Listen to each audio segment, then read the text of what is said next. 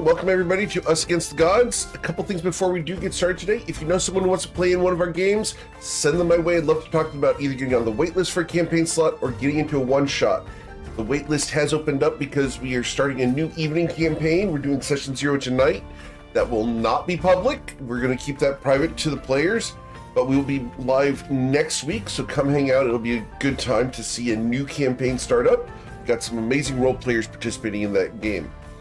We also have the Toivo and Sky Map decoders over at gmeric.com. Go check these out. These have 42 codes for you guys to use in your games, and we make these in-house. They're really, really cool. And we have the Leslie's Angels blanket over at gmeric.com as well. So if you've not seen those, go pick yours up right today over on the front page. Lastly, the clip contest for October is a Twiki-shaped Twiki pillow. So go check that out in the FY channel of Discord. If you're interested in trying to win that, toss your clip or timestamp in the clip contest channel. You'll be automatically entered to win the drawing at the end of the month. Well, let's go ahead and get you guys going because it's time to play some D&D.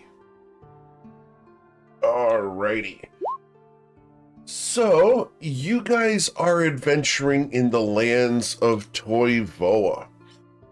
Most recently, you have been far to the southwest, down here in Shatter Shaddai, where you guys came seeking political influence and a shard of the baneful Ashwood Spire. Last week, after having acquired the shard, you have decided to make your way towards the Caririal Isle, the homeland of Ayla Taylor, and have just gone aboard your ship.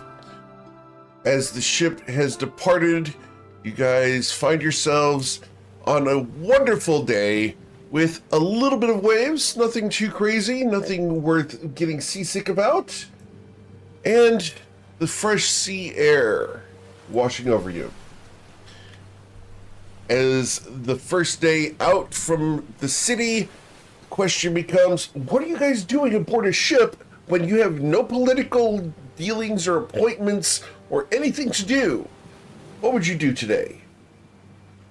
Winkle, what are you up to? Winkle comes out of the room, the new room, and comes over and sits down and doesn't want to move. Understood. He's exhausted. Understood. Winkle is tired after his endeavors yesterday, so let's go ahead and give you a level of exhaustion. So, oh yeah, up at the top right, where you have your conditions next to your hit points, go ahead and add exhaustion level 1. Islaren, what are you doing this morning?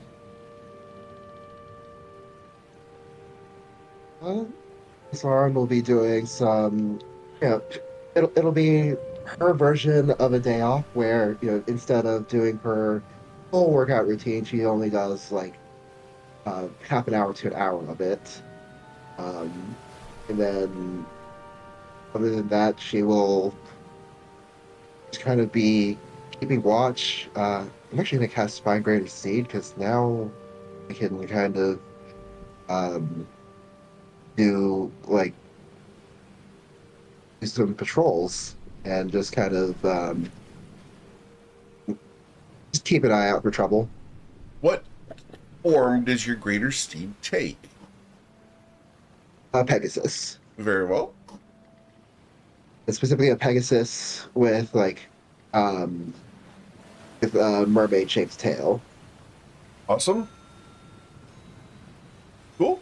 So as the Pegasus goes and performs a patrol on the outer edges of the visual range of the ship, Eowyn, what are you up to this morning after having gotten your long rest?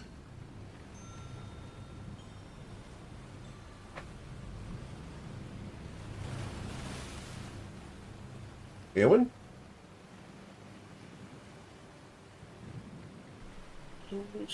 Just watching the ocean as the ship goes by. Cool. Twilight, what are you doing this morning as Eowyn is at the rail looking off into the sea? real quick, if have I switched out with Ramos at all, or am I? You are fading in and out today, but if you had wanted to switch out with Rolmos, that's totally an option. Is that any better? It is a lot better. Awesome. So no, I was wondering. Try that again. No, I'm pending a shift. So you're going to be taking a shift at the wheel? He's asking if he's pending a shift. Oh, pending a shift. Yes. You're pending a shift. Absolutely. Rolmos would like to get some time off the deck.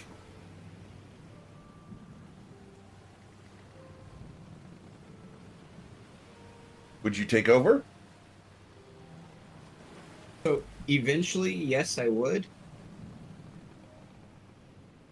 Eventually, yes, I would.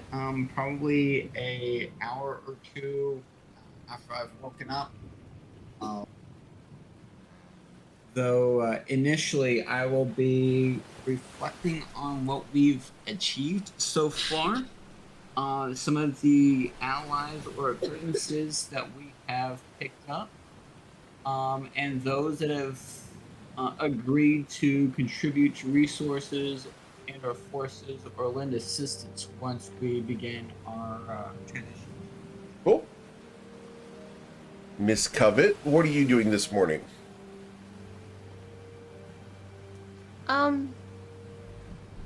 If he's where are you when you do this, Twilight? I'll be in the room. Okay, I'm probably still asleep because mentally, physically, emotionally, she is exhausted. She's gonna probably sleep later than pretty much Twilight for sure. You said the magic words. Let's go ahead and apply that to your character sheet. 1 level of exhaustion, please.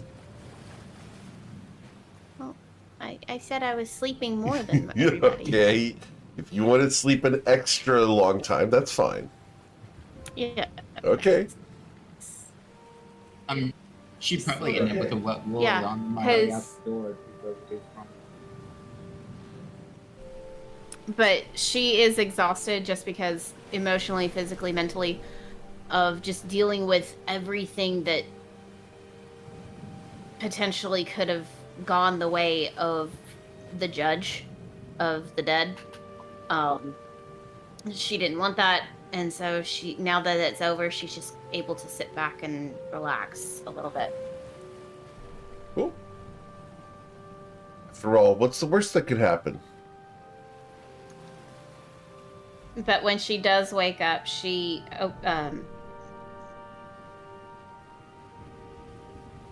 does she gets dressed and she studies her book on sailing. Cool. And lastly, Ayla Taylor, we are sailing towards your homeland, and as your new bunkmate has been thoroughly used up, the question becomes, what are you doing this morning, other than feeling proud of yourself? Somebody say something? I'm still asleep. Understood. Cool. So the only 3 people on deck right now, other than the crewmen, or crew ladies, we should say, are Twilight, Winkle, and Eowyn. Islarin's up there as well, with her Pegasus flying in the distance, looking fabulous against the sun. The day is going to pass very uneventfully. The motion of the ocean allows you who are sleeping to get some nice rest. You expect to be arriving in the Caririal Isles the day after tomorrow. So, is there anything you guys would like to do for the rest of the day before we go ahead and pass forward? I'll make sure Serona gets called out. Okay.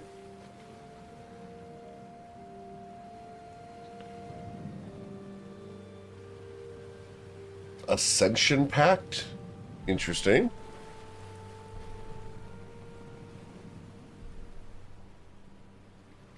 Cool.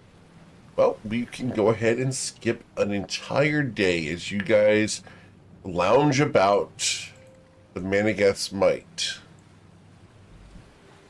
We've had a rough couple of weeks. Indeed.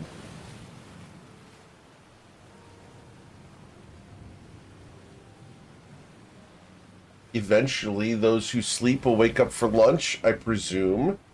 What did you make them for lunch today, Ayla?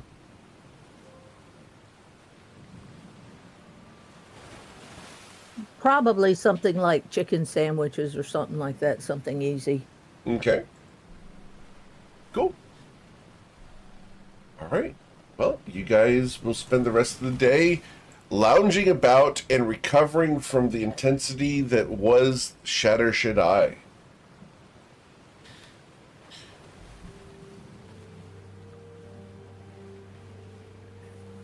Winkle gets up and goes down into the hold and looking for mooseberry juice. Okay. Ayla, did you restock the mooseberry juice, or did you keep that hidden? It's hidden.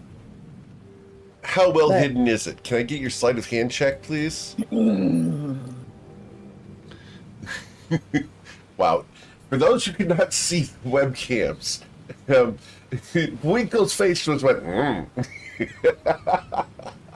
I didn't do too good. Winkle, can I get your perception check as you search for the mooseberry juice? You gotta beat an 8.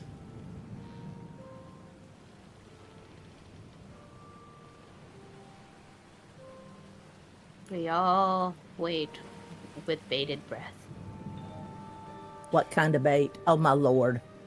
Masterfully baited breath. Hey.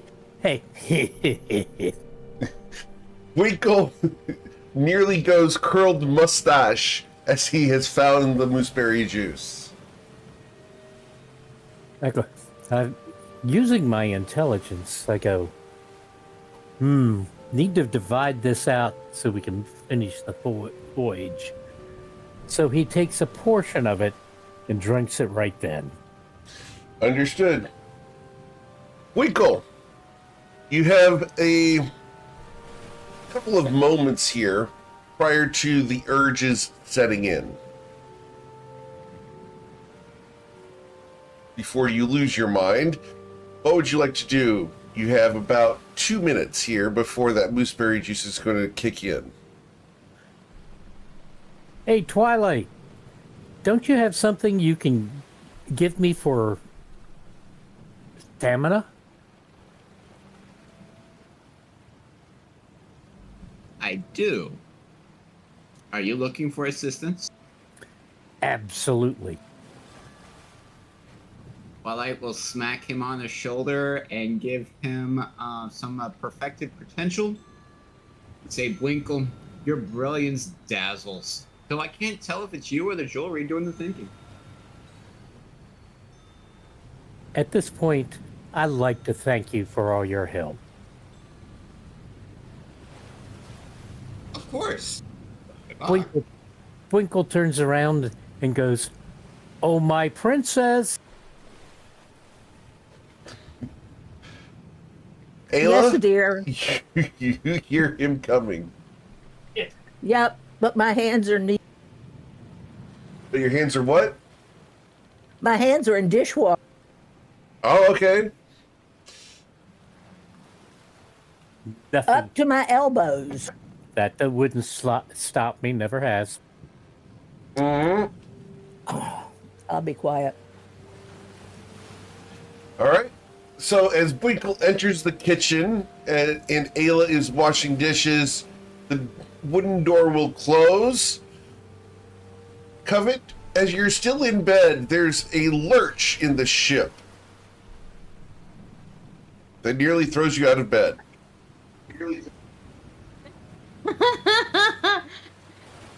She sits up. She's like, "Oh God, we're under attack! We're under attack!" And she She throws on her clothes. She throws on her she gets dressed really fast. She straps on all of her dagger, and she grabs her mask, and she runs up the stairs, and she gets to the deck, and she's like, "Where is it?" Where's what? There was a lurch of the ship. Yeah, I wouldn't be downstairs for it. Why? That's when you hear it, Covet. The bellow of a bull moose. Oh!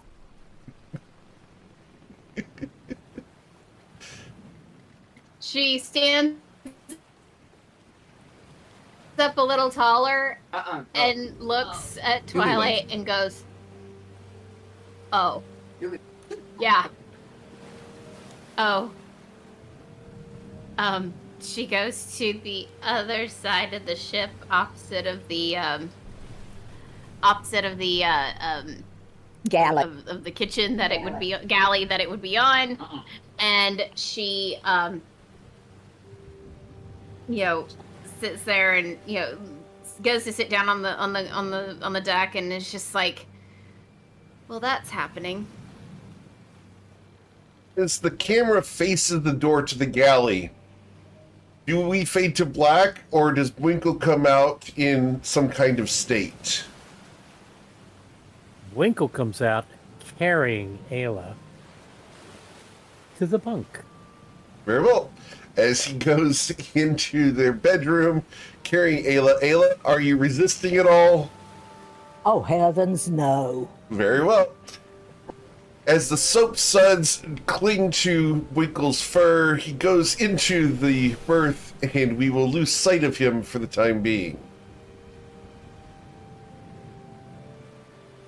Twilight? 2 or 3 hours. 2 or 3 hours. Understood. That mooseberry juice is strong stuff. Just saying. It is potent. Twilight, it is your shift at the wheel. I need your survival check, or water vehicles if you have it. Thank you. You are able to direct the ship along its course in spite of the added difficulty level due to the current situation. This is old hat. Indeed. Well, you guys will get another wonderful day all the way down to sundown. Anything else you'd like to do today before we go to take your long rest for the evening?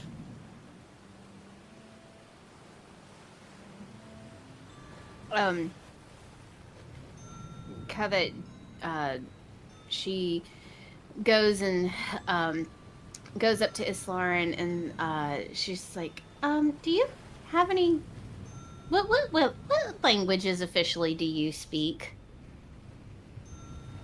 I'm having a moment. Officially. I'll take unofficially too. Officially, I speak Common and Primordial. Oh, Or that's right. specifically Aquan. Ooh, okay. I started learning with Kiki Primordial, but all I learned were all the bad words. Could you help me? Of course. Although we may be starting a little bit from scratch, I imagine his dialect is different from mine. But that'll also be points of useful information. There's different dialects? Okay. Indeed. All right. One for each of the elements. Well, I guess I was learning the air. Or, That's what I would or was assume. Orin. Was it air, or was it still waters officially? It was supposed to be the still waters, so Aquan. Okay, so Aquan. So she shows her her notebook full of all of the obscenities that he taught her, and she was like, "I think this is Aquan. Is this Aquan?" So, as a question, Covet, can we get your pronunciation of 2 or 3 of these obscenities in Aquan? Now? Yes.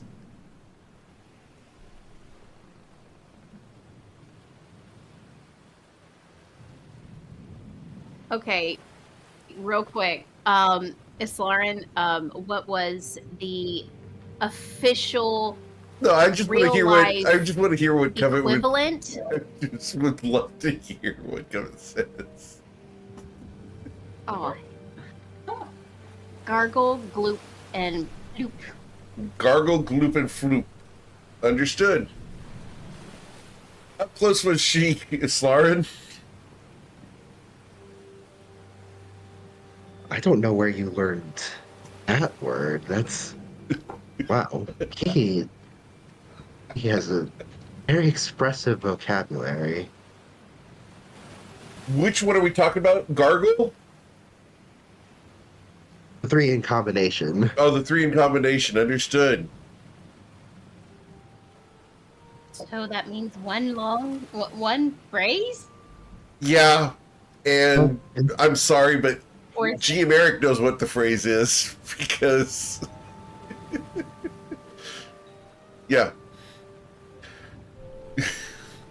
I'm sorry. Sometimes GM Eric has a dirty mind. Off we go. Is that northern Aquan or southern Aquan? It would be Northern Aquan, yeah.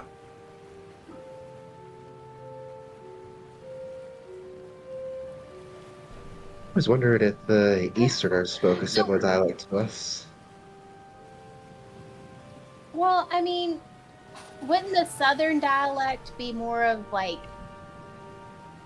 hidden?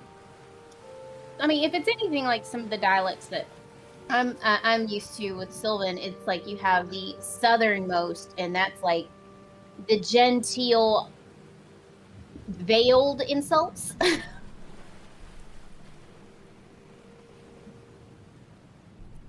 Whereas northern, it's more in your face. That's true. I rarely find cause to insult someone directly to their face, but if I do, I see no sense in masking it.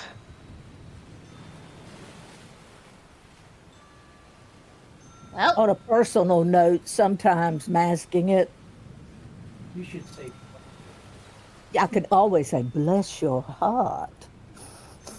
it's Which not depends wrong. on the connotation.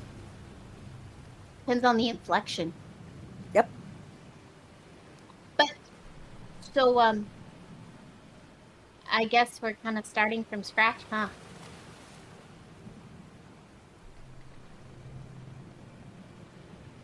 I think let's start with subject verb agreement. Okay. And what do I need to roll for this, GM? This would be intelligence or charisma, your choice. Charisma.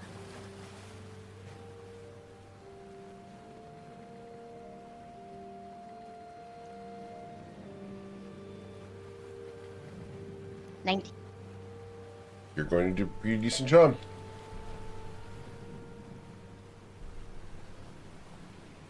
Awesome.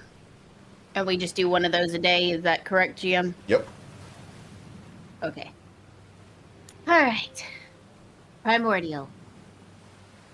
I think I'm okay. Maybe we'll learn something next time. I'll just keep practicing. Is there anything here that you know, any words, any sentences here you want me to conjugate? Yeah, what phrases are you going to be teaching her, Islarin? Conjugate.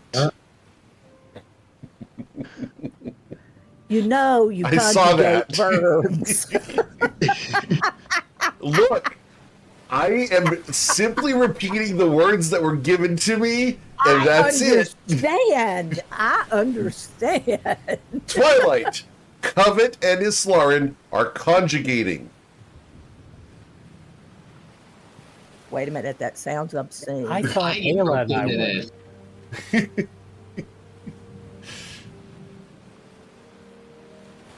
Yeah, I'll be starting with like the basics. Like, my name is Covet. I am from Ashelian. That type of thing. Okay. Heard.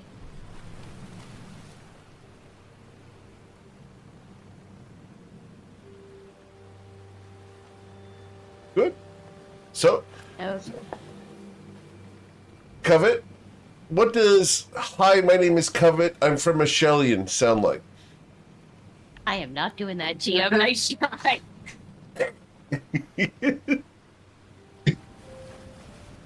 I could try. Look, I already insult enough languages with my attempts at others. That's dumb. We're not doing that, is what I'm hearing. 100% that's dumb. We're not doing that. Darn.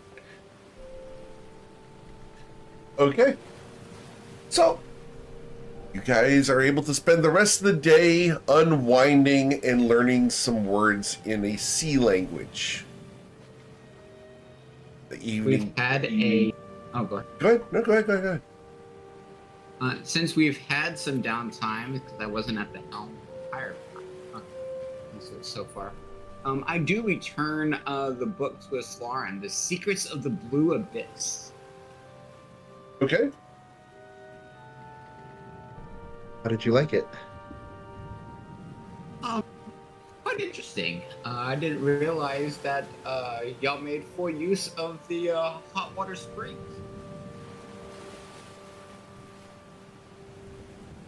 Oh, those are very important.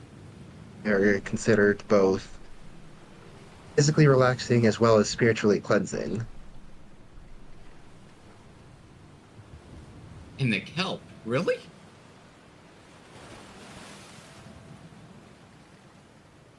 Oh.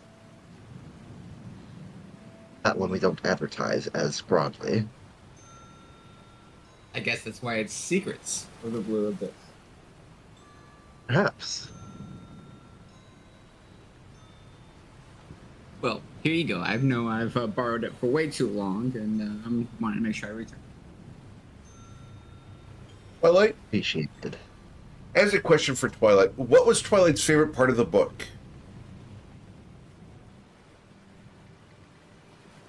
Of course, the kelp utilization. That's why I mentioned it. Understood.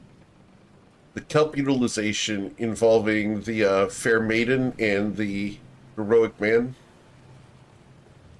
Within the hot springs. within the hot springs. The kelp in the hot springs. Understood. That's a biological oddity. It is a biological oddity. However, It was a red kelp. Ah, wow. find it. Someone should fanfic this and provide a fan service image. The red kelp and the lusty maiden, yes?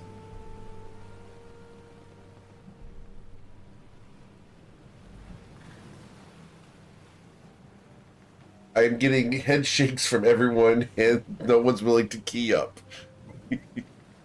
Understood. Nope. That's why it was secrets, so that they're not exposed. Understood. Wow. Y'all. All right. We're going to gloss on from the secrets of the Blue Deep and move forward to your long rest.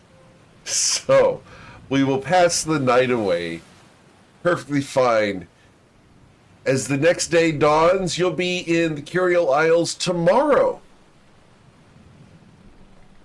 Is your Pegasus still flying? Got one job on this ship. It's dumb, but she's going to do it. Ayla wakes up early because she's a little nervous about this. And she pokes Bullwinkle.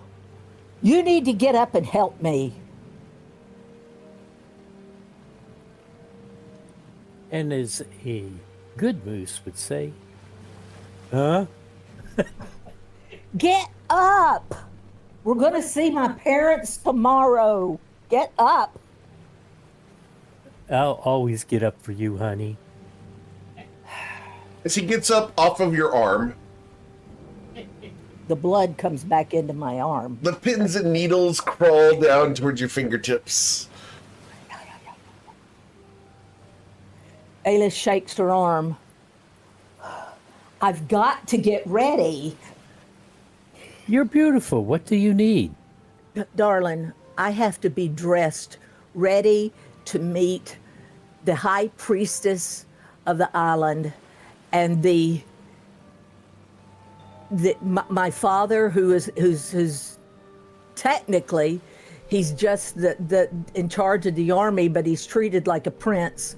And I also happen to know that the king and queen and the other princess will be there as well.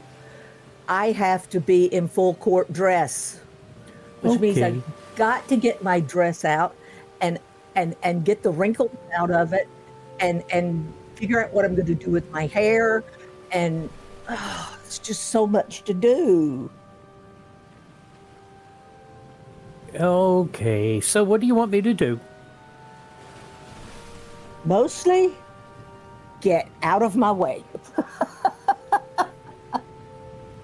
And as a intelligent, wise moose, he gets up and goes to the main deck and gets out of her way. Thank you, dear. Yes, my princess.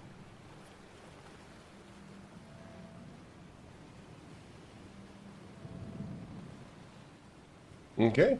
So what are you doing to get ready, Miss Ayla? Well, I have 3 dresses that I had bought for Miss Lauren's wedding. And I think the one that I actually wore to the wedding is far, far too formal.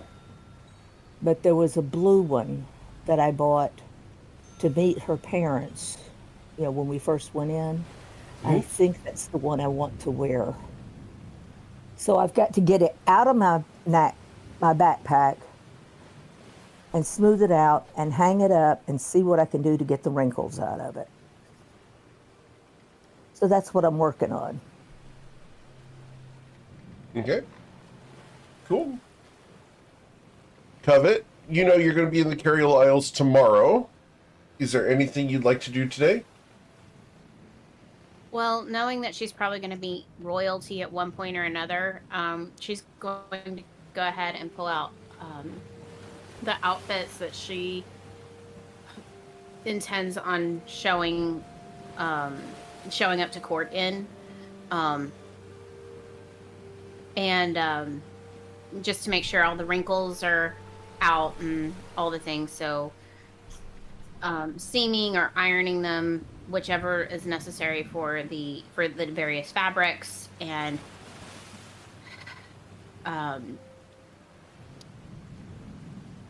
she goes, once she's done, she goes to look for Twilight. Okay. Twilight, where are you this morning? Did you drop duties with Rolmos? We would have had multiple exchanges, I think, over the course of the duration. So probably back at the helm. Cool. So, he's at the helm. Covet, you must get to the helm. I head towards the helm. In another lifetime, a little brain crawls with you. Oh, yeah. She kind of feels a shudder.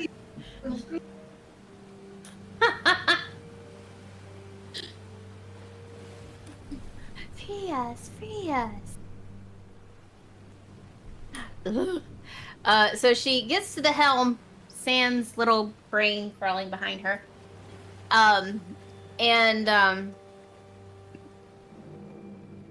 She just goes up behind Twilight and just wraps her arms around his waist from the back.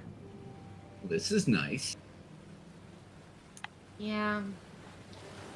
It's how you doing? You've been at the helm off and on quite a bit. This is a short voyage. I know, but still, have you had any rest? Really? I need 4 hours. True, but how do you think things went in general? I mean, at Shadow Shaddai, Yeah. we came, we saw, we got the shard, we got allies. Yeah. But how do you feel about all of this? And don't just placate me. She looks around, making sure that it's just her and him. The rest of the people are out and about doing their thing. One of the Fantastic Four crewmen will swing by, working on the sails. I mean, we had multiple challenges and events. I've seen others wield power, but yours? I'm down to it gladly. Flattery will take you everywhere. Of course, my dear. But how are you with everything? Each activity is one step closer to achieve what we set out for.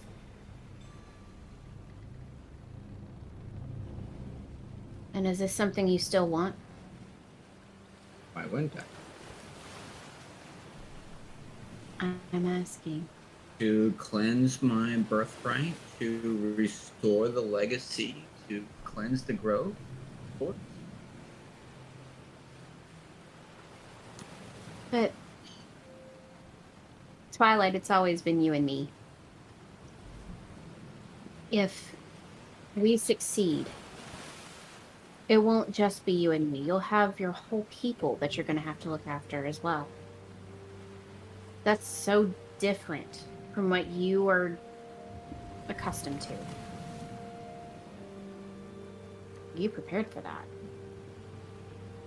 No more than the multiple planes that we've crossed, the multiple situations we've found ourselves in, but we've always understand, adapt, achieve, and overcome. I think adapting is the biggest thing. We don't know until we get there.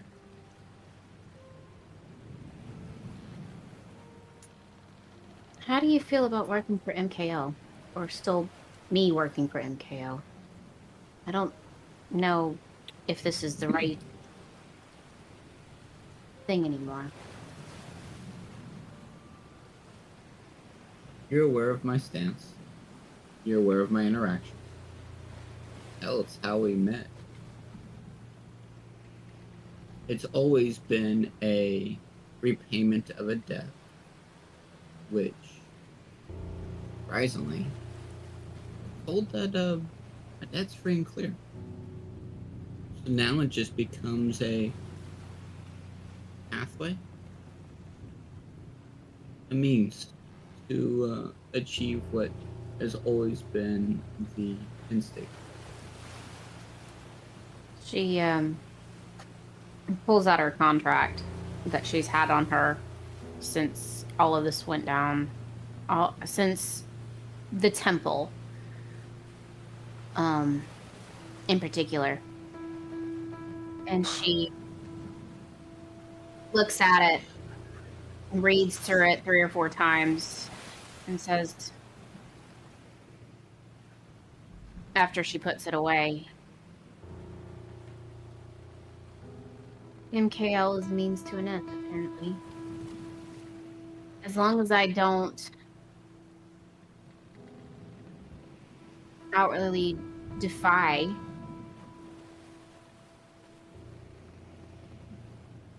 cause issues, damage the consortium, we're my friends, then I'm good. How do you know that you are also not just a means to an end for somebody else? I'm beginning to think that too. I don't like it. As long as it's understood and the byplay give and take is well within acceptable parameters.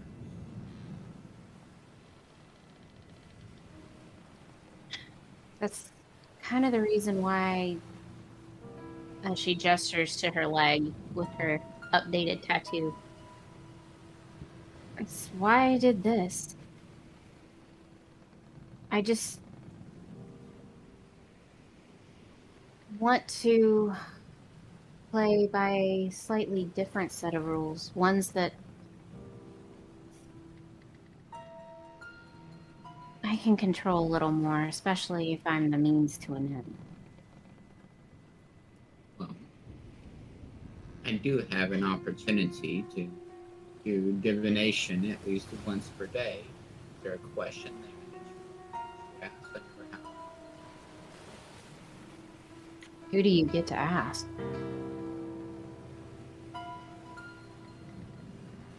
I actually don't really know. I came with listening to the whisper. What whispers? You haven't told me about whispers. Yeah, I had this for a while now. Don't you try to placate me. What whispers? The whispers of the grove. How long have you been able to hear these whispers? Started catching glimpses shortly after we delivered the first letter, but mastered it right around the time that we had that stowaway.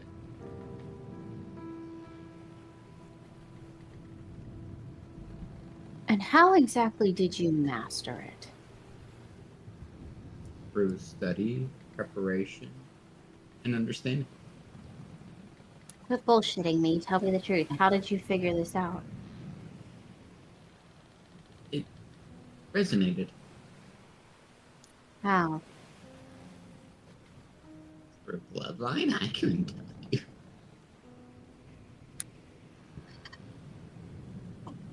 Are you sure it's the whispers of something good and not, well, I don't know, somebody that we need to overthrow? I always make sure that any information received is treated as potential fallacy or diversion or maybe even some type of trick. But at the same time, information in all forms can paint a bigger picture. Yeah.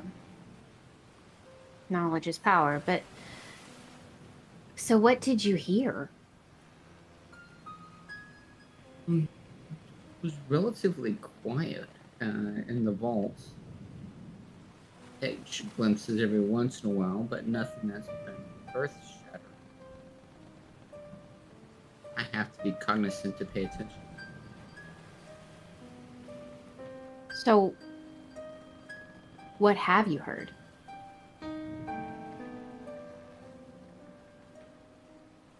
Jim, this is where the player doesn't actually remember. Well, the character of Twilight's Call wouldn't remember the exact words, but more of the feeling of longing and desire to get back to the Shantara Grove, and the urge to revert it back to the goodness that it once was, the beauty of it. It's memories of a better time, nostalgia that washes through you.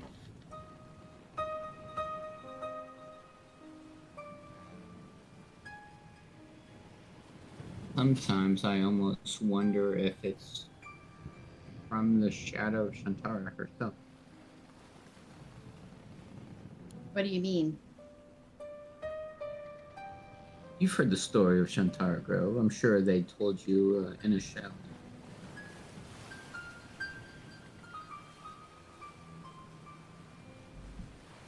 I'm going to go ahead and give you one of the whispers here. Second.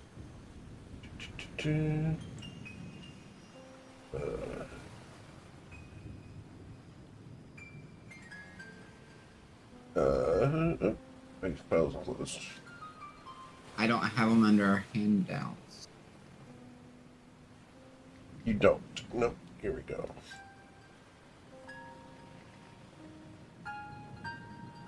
Yeah, send this to you, Twilight. This is one that you'll remember for the moment.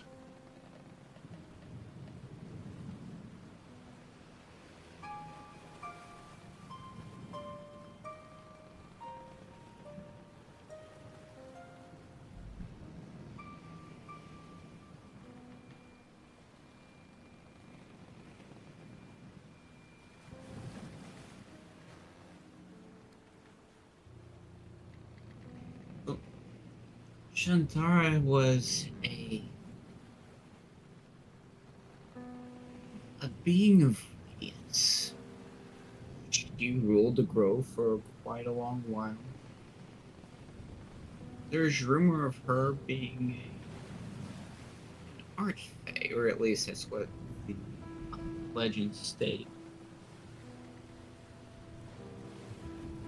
And over the course, she guided and shaped the grove to where it thrived and it flourished. It brought in artisans, master craftsmen, and those that were proficient in all manners of capability. Why we've heard rumors and tales about some of the artifacts and things that used to exist, and some of the interactions and dealings that we've had so far in Toilo. She also defended the grove from the shadows originally.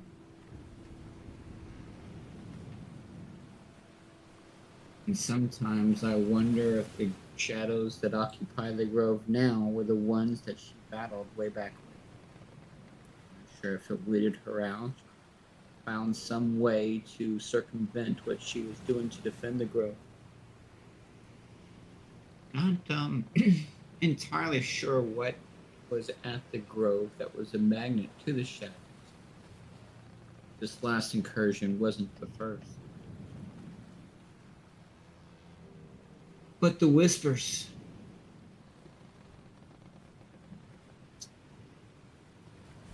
It keeps bringing back memories.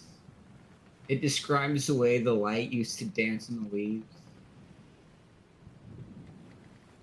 It reminds me of the warmth, the light, the comfort that it used to share. Added brilliance. But the grove remembers. It waits. Ready to shine again. Be unburdened. Be what it was.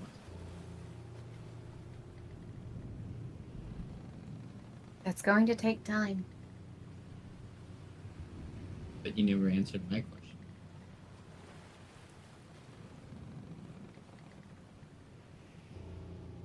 Kevin sits there and thinks. And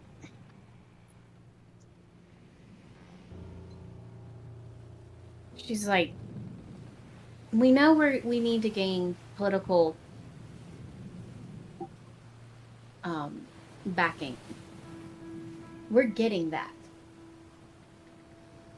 We have to speak to the Lady of Shadows and fix the balance that is leaning towards more one side. And to do that, she holds the iron flask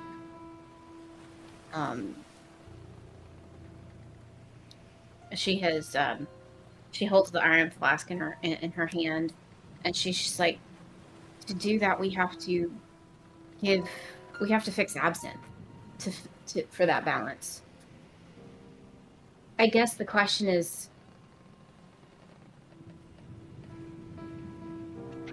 what more do we need? We need additional allies. We need additional shards. We need the support of the Lady in Shadows.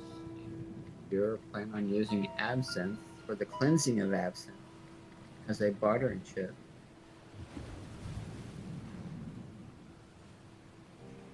I don't know that there will ever be enough, but to at least gather what we can from the material plane so that we can finally close these portals and then purge Shantara Grove.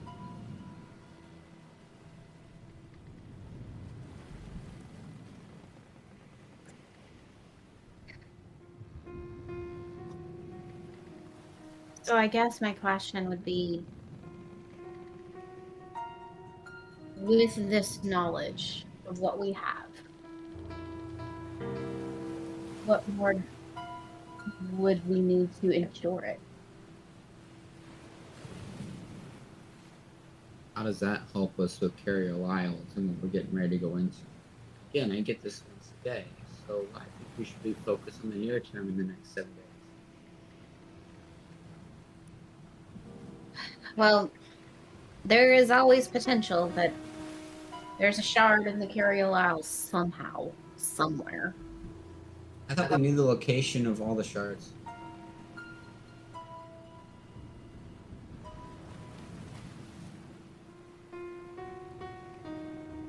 You did not know the location of all the shards.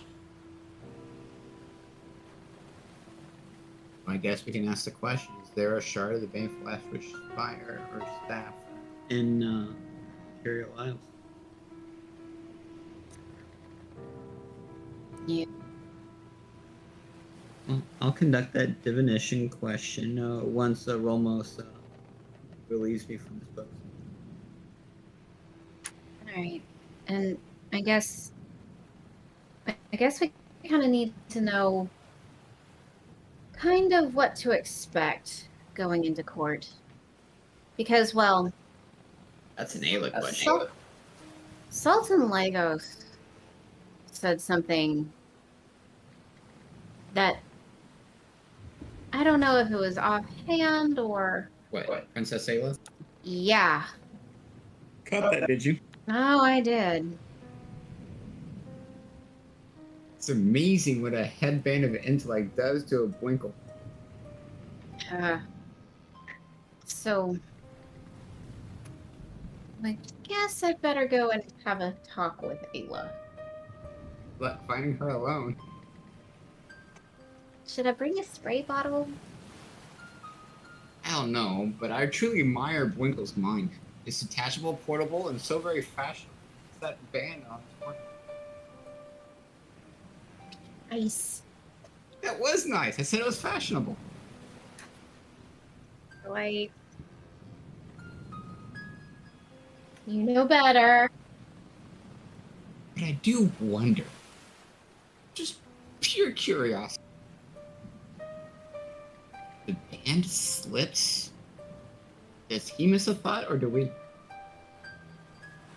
She rolls her eyes so far back in her head that she could see, like, her brain. And it's like, I'm gonna go see if I can find Ayla, and hopefully she's not preoccupied. Good luck. And she gives Covet a kiss on his cheek. Wow. How did you kiss yourself? That was a good question. I want to know how she did that. Yeah. That's impressive. That dexterity. Is that dexterity to Did be I able to say kiss your own covet? cheek? Yeah. Yeah, Yes, that's she did. funny. Sorry. I can't bend that far to kiss my own cheek, but maybe Covet can, Twilight, which explains why Twilight likes her so much. Very lots of practice. Oh, lots of The, practice. Understood. Contortionism. Very limber. So she gives Twilight a kiss on the cheek, and as she walks away, she starts going through her head, with what she knows about mooseberries, and wonders how long the mooseberry. Can I get a medicine check, please, Covet?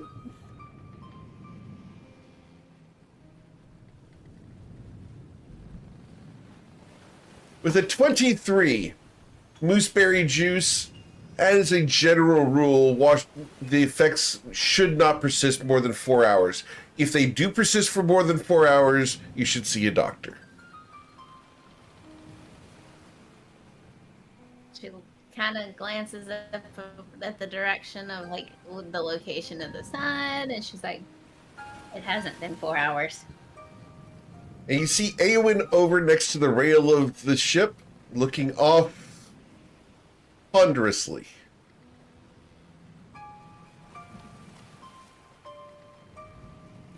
Okay, so she goes over to Eowyn, and she's like, "Hey, Eowyn, what you doing?"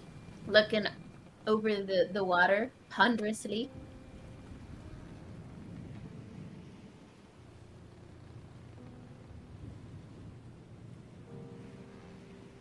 Eowyn? Here. What are you thinking about today?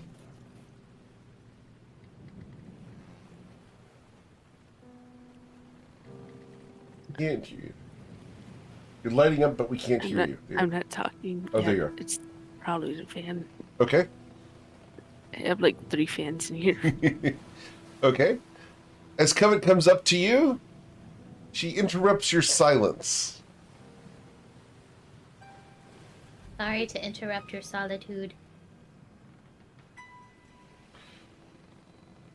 I'm just watching the waves go by because I heard it helps relax some people. Are you stressed out?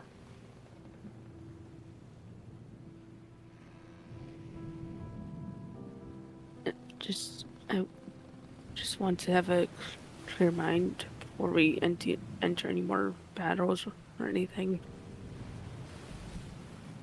Well, I don't think we're going to have hand-to-hand combat for a while, but the battle of society, the battle of the court, of a royal court. I guess they can count too. It could.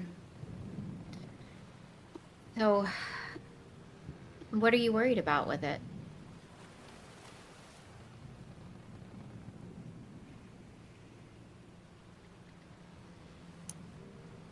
Not exactly worried about that because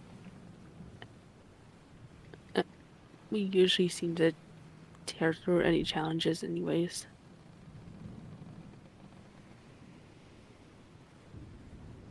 Define tear through.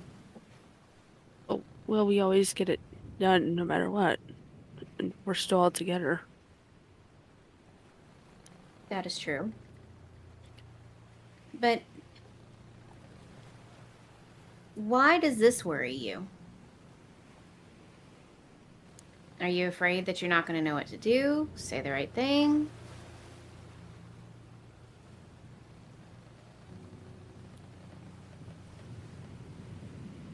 I mean, if that's the case, that's totally valid. We all feel that way.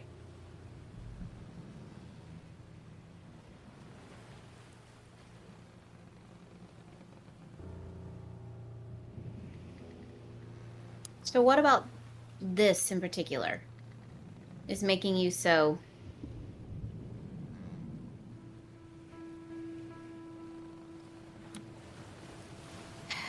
What's the word I'm looking for? To look inward? Reflective? You know what Introspective? That's the word. Thank you. What makes you so introspective at the moment?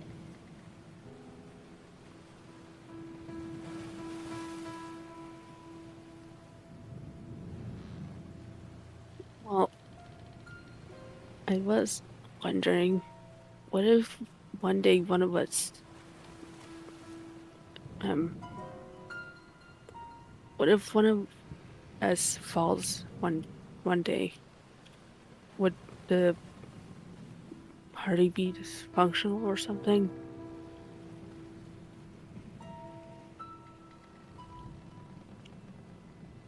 I wouldn't say dysfunctional. We would have a hole, just like when we lost Kiki and Marzel, and it would be odd for a little while, but each one of us would step up and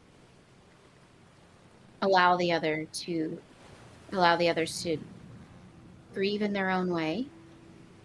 But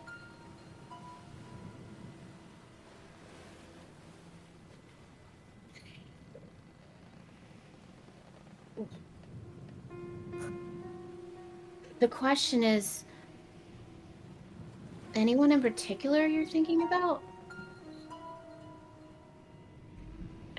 Not really. I guess it's just a random thought.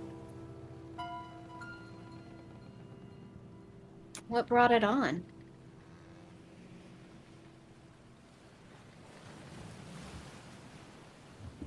I mean, there's, those invasive thoughts come every now and then, but why this one?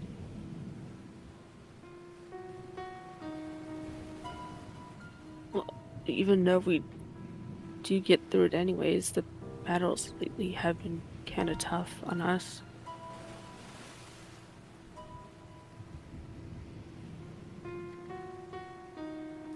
I'm sorry, I didn't understand you at all. Say that again one more time. I said, even though we're still here right now, the battles and fighting lately have been really tough on us.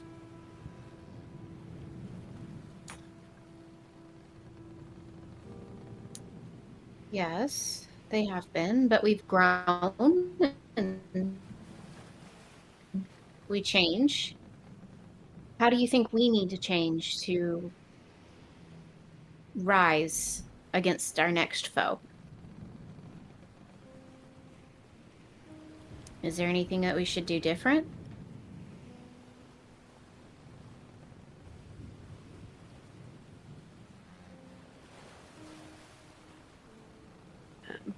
And don't be afraid to speak up, because you're part of this team too. Your voice matters.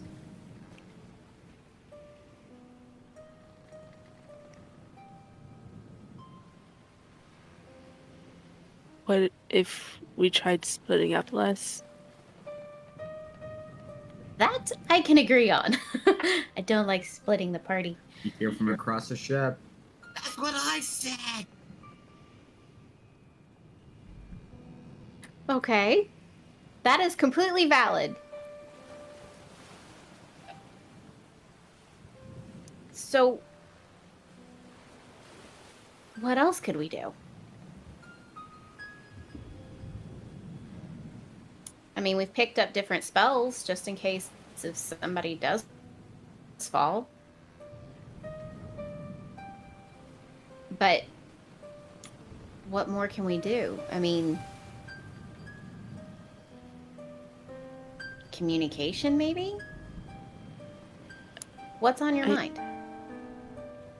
Actually, I think communication would be a good thing to work on. Okay, we can do that. I mean, who knows? In the middle of a battle, we could say, hey, I need you to do this. I've got something really cool planned. Yeah, that could work. Okay. That goes for you, too. I can do that, too.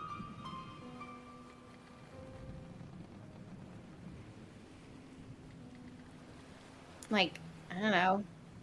Who knows? You've got some really great ideas. Don't be afraid to voice them.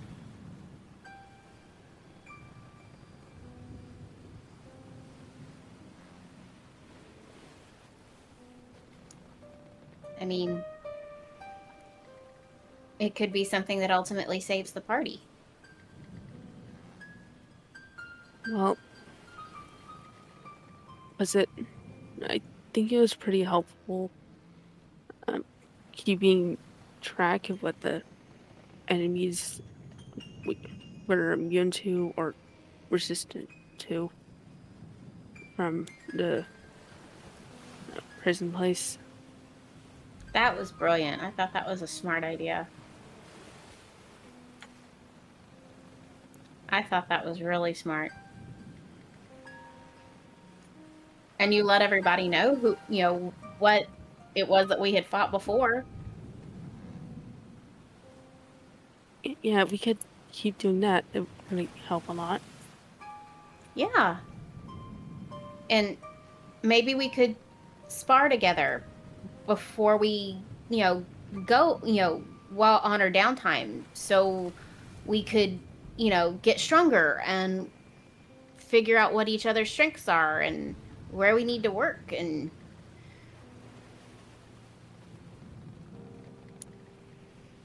I mean, I think that would be fun.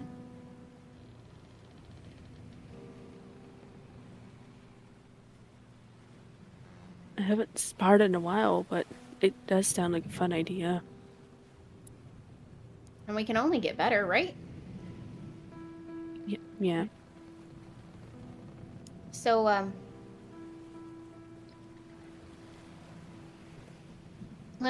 particularly when you're stressed or you have a lot on your mind, it doesn't have to be just, once a day. It can be like whenever you're stressed or have a lot on your mind, just be like, hey, I need to go set something on fire. We can do that. That sounds great. You feeling a little better? I am. Thank you. Okay. I actually kind of do want to set something on fire. I'm still a bit mad about all the fire resistant enemies lately. Okay, that's fair. And Covet starts looking around the deck of the ship, and she's like, she's looking for a bear, like a bucket or something. Okay. You find a bucket. And she's like, okay, this could be fun. Burning off some pent up rage. Ha ha ha ha. As she puns. Yeah. Sorry. Not sorry, because I don't know. I'm married to Twilight. These puns are a thing. They can be rather punny. And she goes and she's like, hold on, I'll be right back. And she goes and grabs some of the parchment paper that she has in her bag, like 5 or 6 sheets. And she brings them back, and she takes one and says, okay, you can set this one on fire in the bucket, and to burn off some of your pent up rage, and then I'll use my control flames to snuff it out so it doesn't burn the rest of the ship on fire. Doesn't destroy the rest of the ship. Does that work? You sure about this? I don't want to actually.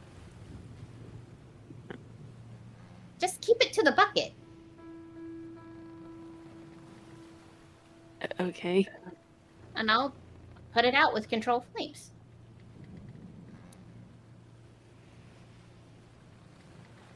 I'm not too sure about it, but I trust the idea. Okay, so she says, hold on just a moment. With a 15, would this work? Yep.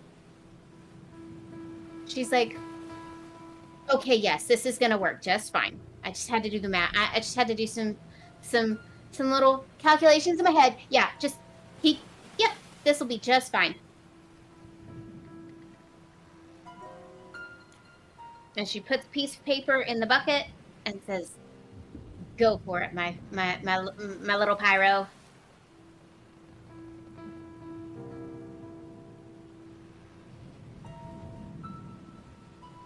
Do you light the paper on fire somehow?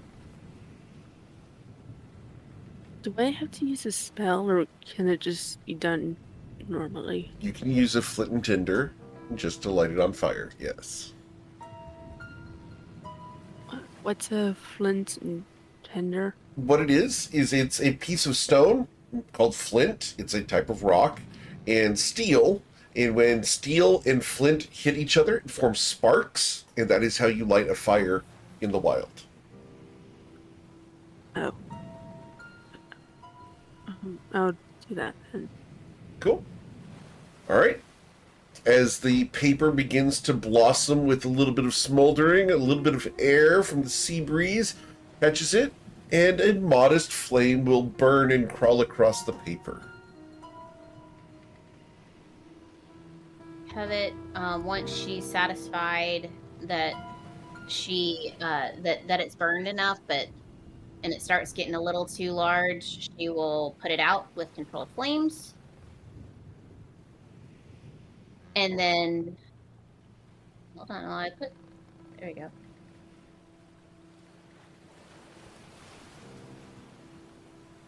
And then she puts another piece of paper in there, and she's like, "Okay, do it again." He will do it again.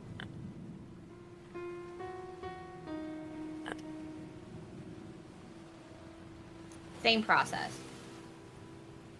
Practice makes perfect. Well, you know, the flint and tinder.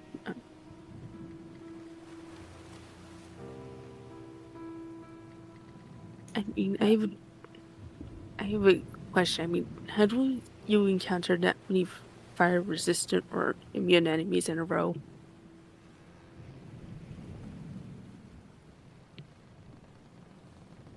How do you encounter them? How many have we had? In the past? In a row? In a row, I can't tell you, but I mean, at least 10. Yeah. And that's kind of ridiculous. Well, do you have anything else, spells-wise, that's not fire? I do, just I don't know how to use them since I really favor fire a lot. Well, maybe that's what we should practice with in our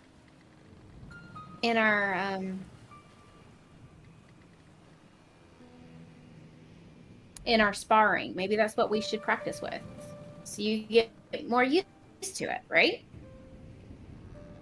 Maybe. Fire just feels like a really easy spell. Like, which one? It's not really a which one, it's just in general. Okay. So, what? Go for it. Sorry. Because I'm pretty sure it can vaporize water in most circumstances. It can burn plants and melt cold. I just see this something really useful.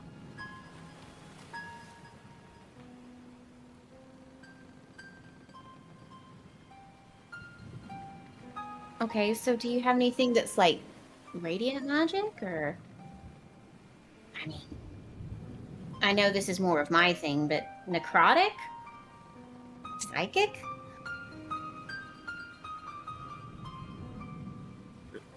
Some radiant spells. So, if you could practice one, what would be that one right now?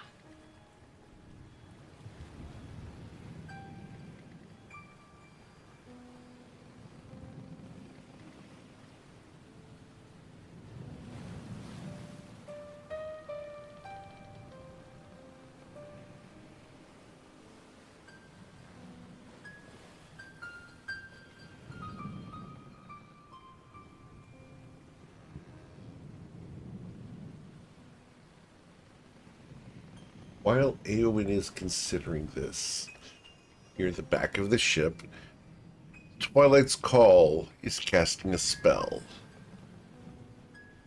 Twilight, what is the one question you wanted to ask concerning a specific goal, event, or activity to occur within the next 7 days?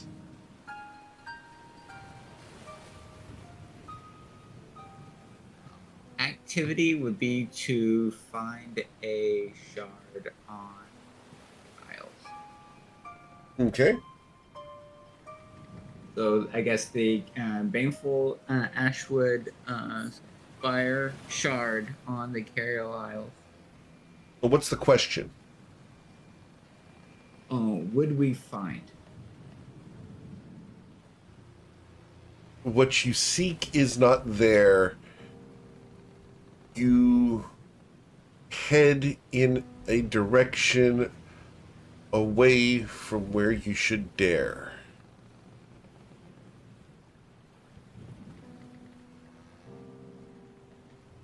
Twilight nods in understanding. Okay. And then I need to send another message to someone else.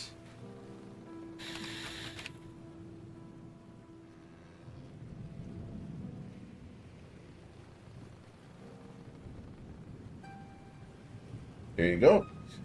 You guys see a Slarin aboard her Pegasus headed back towards the ship after her long patrol.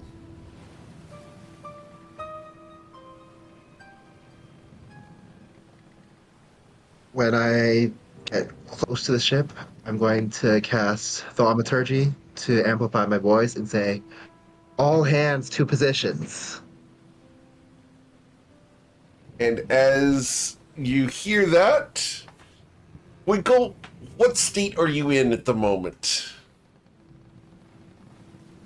Where's his hands at? Winkle is bored, and nothing is worse than a bored moose.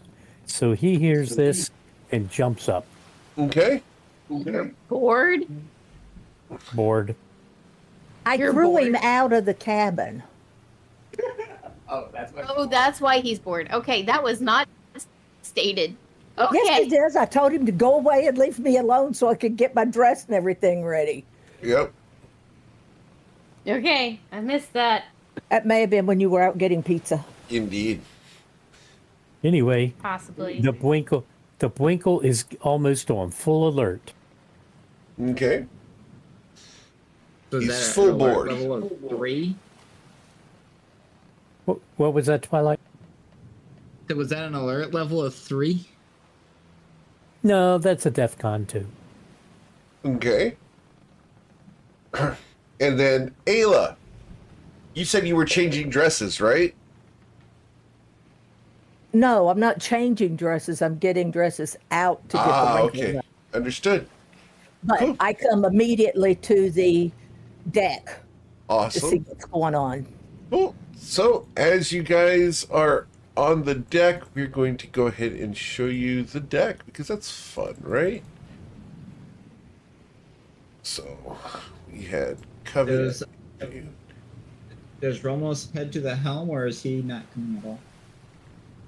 Ramos is there. Would you be at the helm or would he?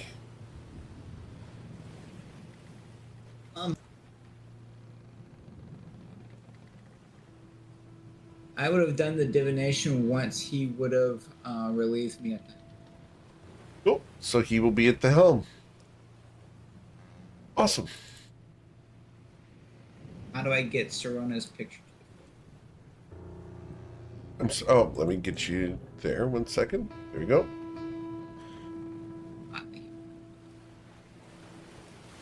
Cool. My Serona. So, Islarin alights aboard the ship with her Pegasus. Yeah.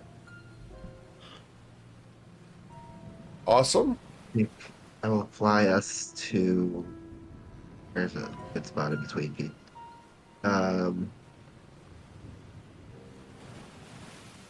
Let's go to here.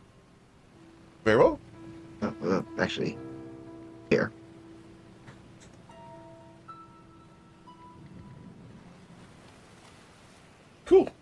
and I'll report. There's something underneath the water. It looks like it is pacing the ship. Couldn't tell what precisely it was, but it looked like some kind of creature. We should be prepared for, well, anything. About how far out was it?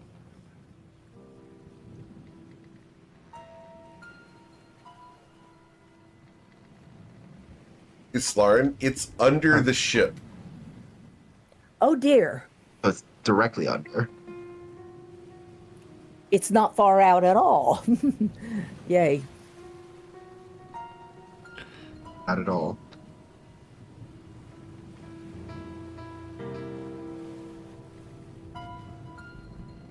Going to go to the edge and peer for.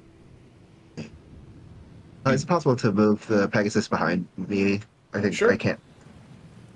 1 second. Let's go ahead and do that.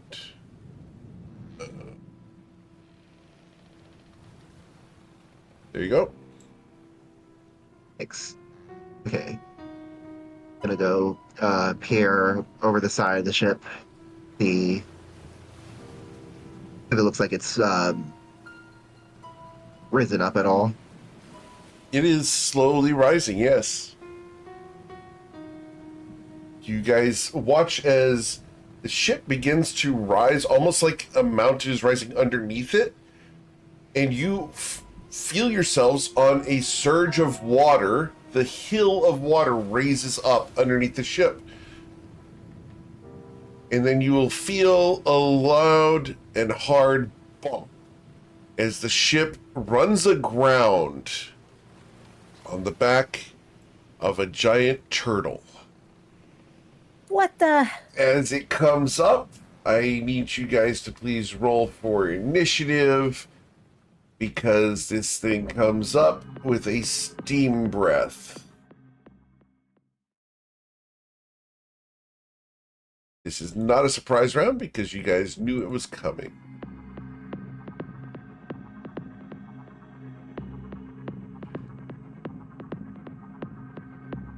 All right. We're going to add Winkle's initiative on here. Winkle got a 28, which is huge. Comes at 33 because he's near me. Okay. Haley got a 20. Miss Lauren's there. Covet. Aowen, can I get your initiative, please?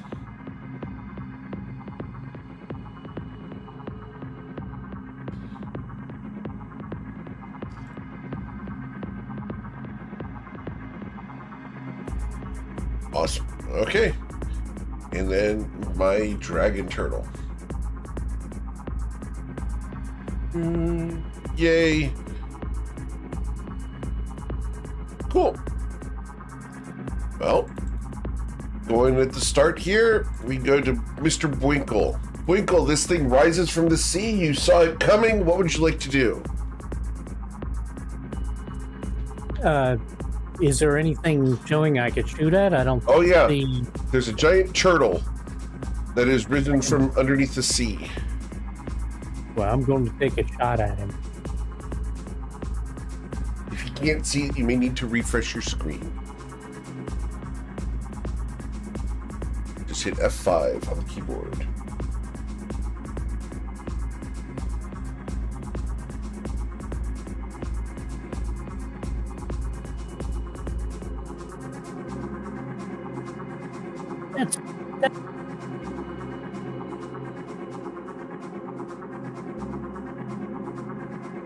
That's what? Just about. Okay. Yeah, this thing. Yeah, that thing. I'm gonna take a shot at it. Very well.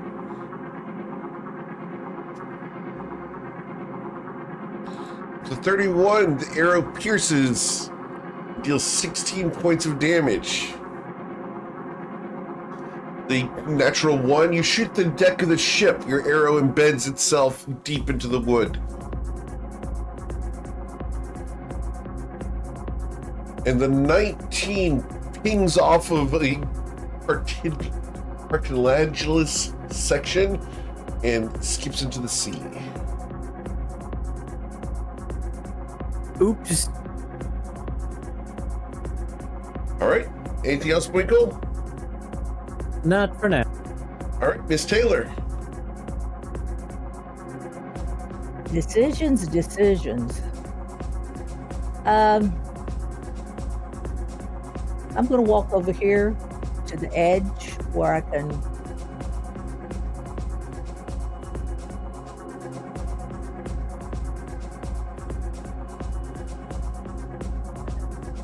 Let's try guiding bolt on it, because it really needs to leave us alone. Very well. Gah. Your guiding bolt splashes into the deck. The ship is glowing, and then the glowing fades. Anything else? Yeah, let's do the spiritual weapon, Okay. and I'll try to clobber it. But that doesn't work either. So It does not. okay, Wow, look at all those natural ones. Yes. I know, isn't that ridiculous? We are making up for all of your good rolls in this Vault of Stilled time. Yep. All right. After Ayla, we will go to Twilight's Call. So, the last time that Twilight was on a boat and we got stuck on a immovable object, he told a joke and we were free. Well, what worked once, he's going to repeat and hope for the exact same option. So he's going to carry out his secret art of convulsions of the fool and tell a joke. Very well. Why don't turtles ever get invited to fake banquets? Because they always bring their own selfish attitude. On a 2 out of 10 joke, its wisdom saving throw with magical resistance is a 21 and will resist your spell.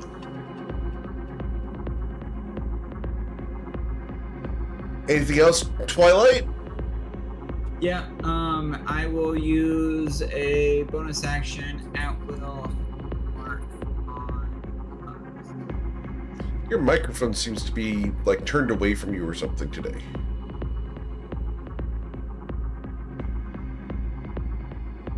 So Hunter's Mark is marked on the turtle. Awesome. Yes. Cool. Anything else, sir? No, that's it. Okay. After Twilight's Call, we go to Slarin Shonozath. All right. I'm gonna fly out to here and send to the water level so I can try to strike at the creature. Cool.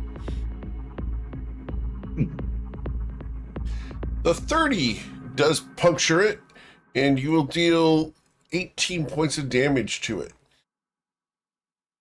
Bonus action plus the 1d8 for the damage. Okay.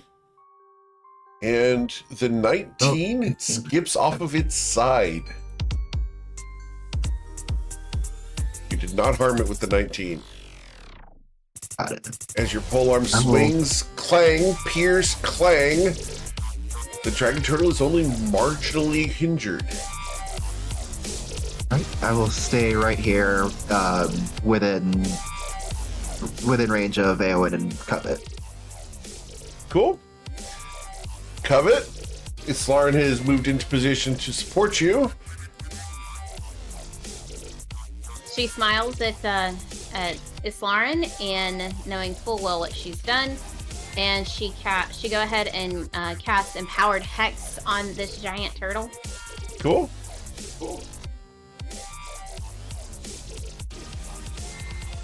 With a 12, which is a lot more decent than what I usually do. Woohoo! We'll take that.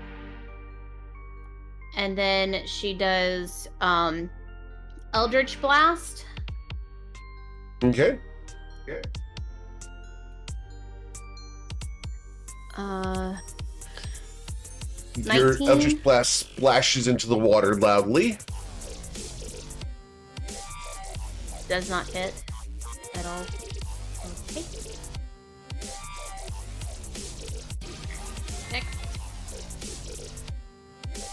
A 24 manages to thunk into the shell, dealing 20 points of damage. As a section of the shell caves in. Does it again. Or she tries. 21? Dealing 23 points of damage as you puncture down into the flesh of this beast. Okay, guys, you gotta hit really, really hard. Oh boy. Alright, And that's about all I can do. cool. It becomes the dragon turtle's turn. The dragon turtle is going to suddenly descend. Islarin and Pegasus, would you like to take your reaction? I will. I will not have the Pegasus do so. Wow, just off by one. Or Okay. At least one.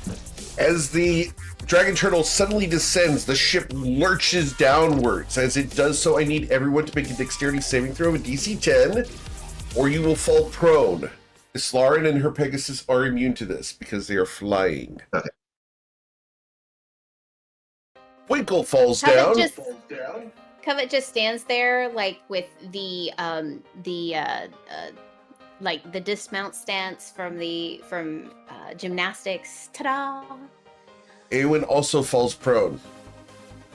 Yep. Eowyn has +5. Oh, you're correct. Awen, because of Islarin being there, you are fine. So the only person who falls prone is Winkle. It's all that mooseberry juice. As it went down 20 feet, it will then open its mouth and steam will expel upwards in a cone that engulfs the entirety of the ship. I need each of you to make a Constitution saving throw of a DC 18 or suffer 57 fire damage.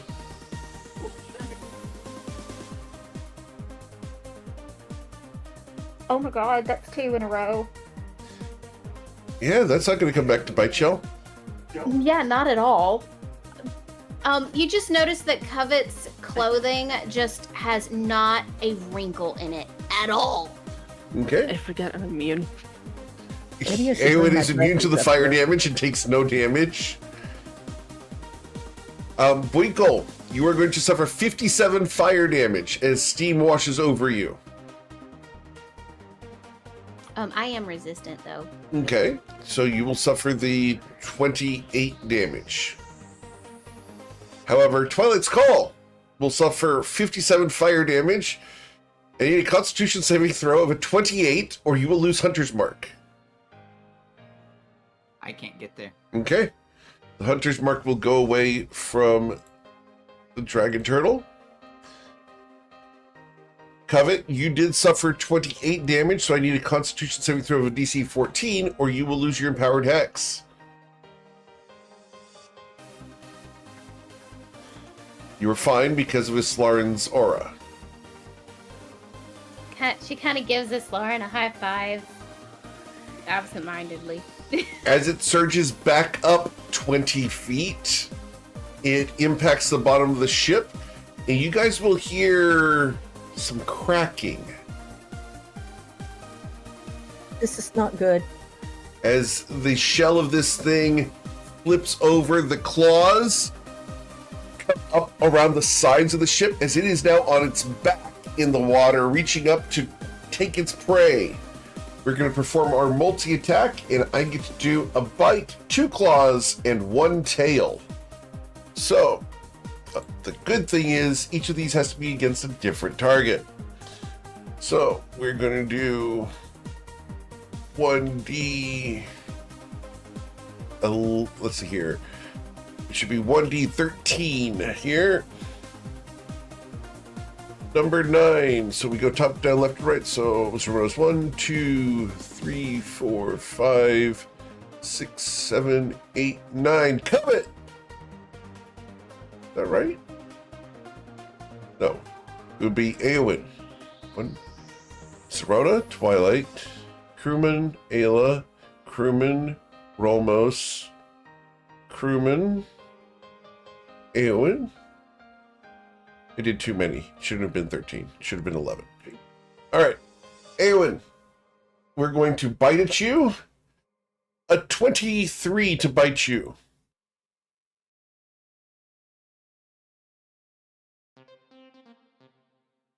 Does a 23 bite you, Eowyn? It does. You're going to suffer 29 piercing damage. Then a claw comes up. 1d10. Target number 4 is going to be Ayla Taylor. Ayla, one of the claws reaches up around the left side of the ship. As 17 to strike you. No, it does not. Very well. The second claw is going to be against Islaren. Islaren, claw reaches up to you. A 31 to slash you for 10 damage. I'll definitely hit. And then the tail. The tail is going to come up to smash Zerona. Zerona, a 19 to strike Zerona. That hit. For 20 bludgeoning damage. And then I need Zerona's strength saving throw of a DC 20, or they will be knocked 20 feet away and knocked prone. And you're aboard, Zerona, correct, Twilight? Was adjacent. We both had to do the dexterity, but yeah, you could put me on Sharona's back. All right. Are you riding her or not? Because if you're riding her, you're going to go into the sea here. We hadn't established one way or the other. All right. Well, Zerona goes into the ocean and falls prone. She is wet. Eowyn, we go to your turn. As the legendary creature now has legendary actions available to it.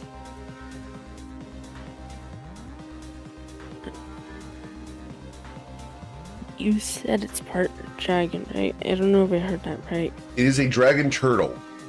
You roll a history check. You know things about dragon turtles. Let's see what you know about dragon turtles.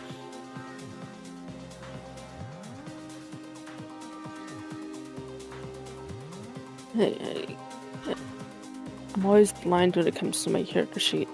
History is straight down the middle under H.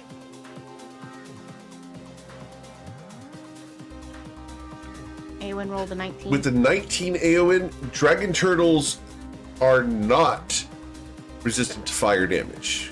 Not the southern ones. Is this the southern one? You are in the southern waters, yes. These are resistant to lightning damage and thunder. Doubt any of us have those.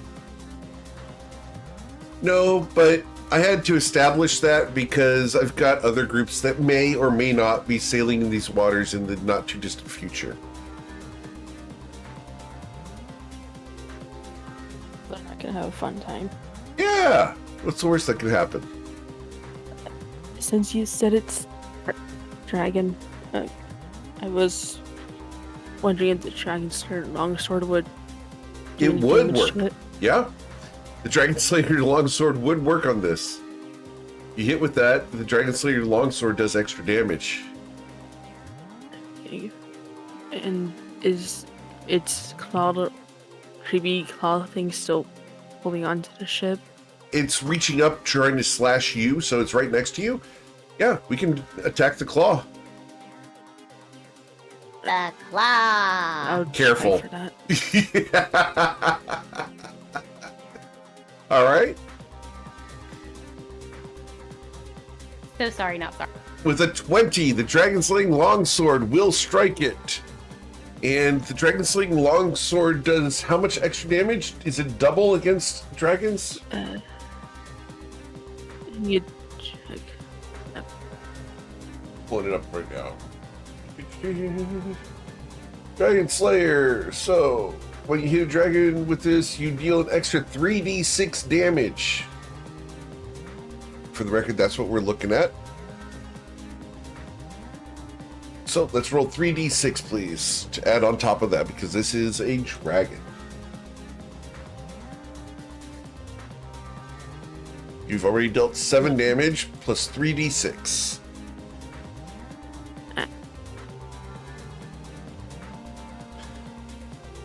Alright.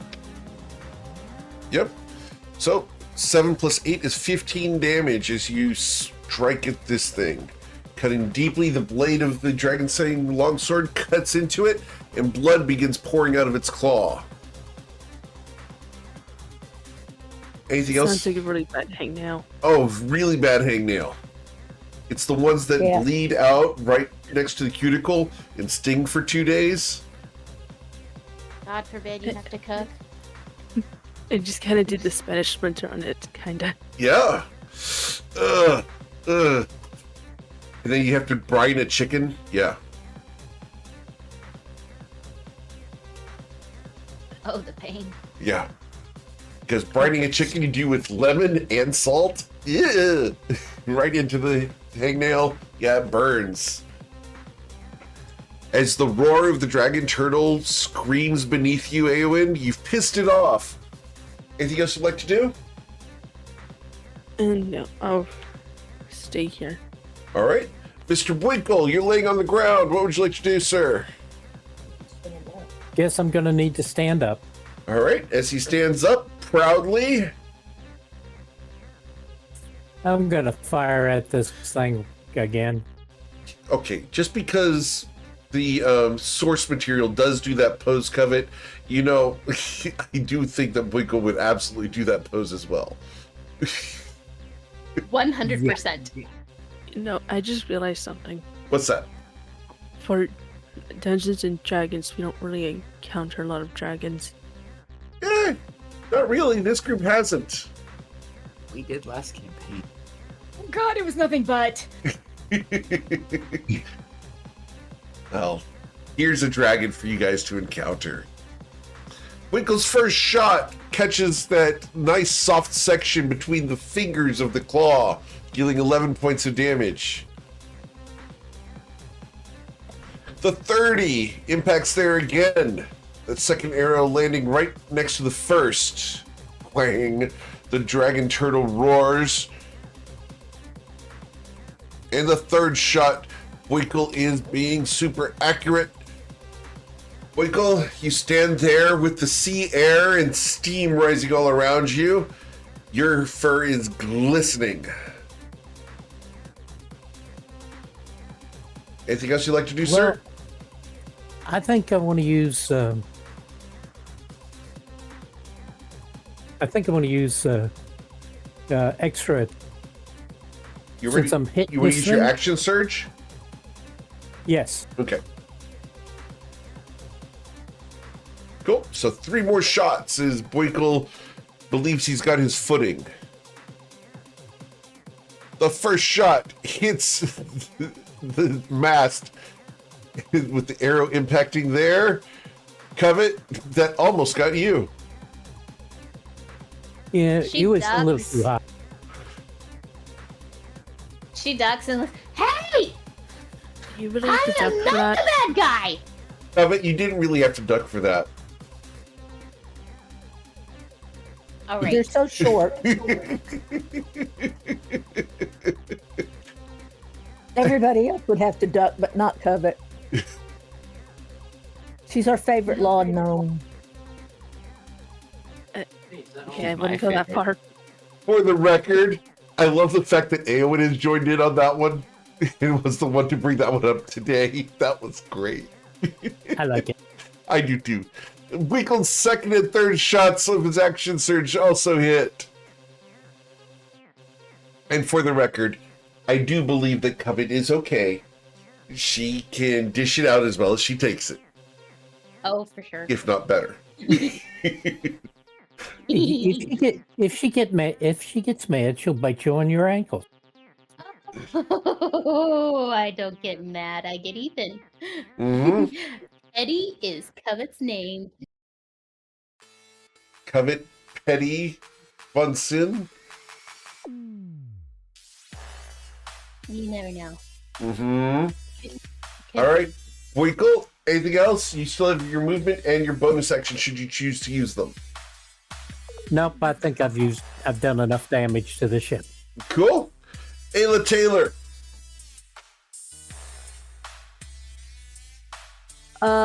Yeah, let's try see if I can get that hangnail with the spiritual weapon. Okay. With the 27, you will wallop it, dealing 11 damage, tearing into the flesh a bit. Ow, poor baby. And then I will slap it with guiding bolt. I hope. What do you mean, poor baby? It's trying to kill us. It's somebody's baby. With a critical strike with the guiding bolt, you're going to deal 45 points of damage, and the next attack against it has advantage. Yeah. Anybody have lemon juice? I'm going to just step back one spot. No, I don't have any lemon juice, but there's salty water downstairs. But he's in salt water. That's not going to help. All right. Supposed to help. Well, then we are going to perform a legendary action, and we're going to choose one of the 11 targets. Number 10 is Islarin. All right, Islarin, we're going to bite up at you. A 19 to strike you, Islarin. It won't hit. All right, then we go to Twilight's Call's turn. Alright. He understands that this thing's got magical resistance, but he is still going to attempt to go after it, so he's going to use his Dominion of Shattered Minds, his Synaptic Static. Very well. He's going to do it away from everybody, but make sure it affects the Dragon Turtle. Very well. It got a 16, and it will be afflicted by Synaptic Static. So that's a 1d6. Cool. All right. Anything else, sir? That should do it. Okay. Cool. Yep. Awesome. After Twilight's Call, we will go to Islar and Shonozath. I will do the same thing as usual. I'll descend so I can strike at it 3 times. Sure. And I will smite with that second one. I'll go Okay. with a second level smite. Cool. You've dealt 22 damage so far. And with an additional 8 on that, Dragon Turtle's wounds are opening up. It will suffer 10 more damage. Yep, and I'll do another second level smite. So this for the 11th level plus another 3d8. So it's 28 total damage on that attack. Got it. Excellent. Anything else, Lauren? Do I want to? I would like to have the Pegasus hold its action and move when the Dragon Turtle moves. Very well. At the end of Islarin's turn, we're going to use another legendary action against target number 7. So, if I count backwards, 10, 9, 8, 7. Against this crew lady here, the claw reaches up, and with a 20, we'll slash her for 13 damage. Minus 18. minus 2 would be an 18. That will still strike her. Dealing 13. Oh, that's incorrect. One moment. Very well. Cool. All right. Then we go to Miss Von Sin. So during, Covet remembers the conversation that they were just having, and she says, "You said this is a dragon turtle?"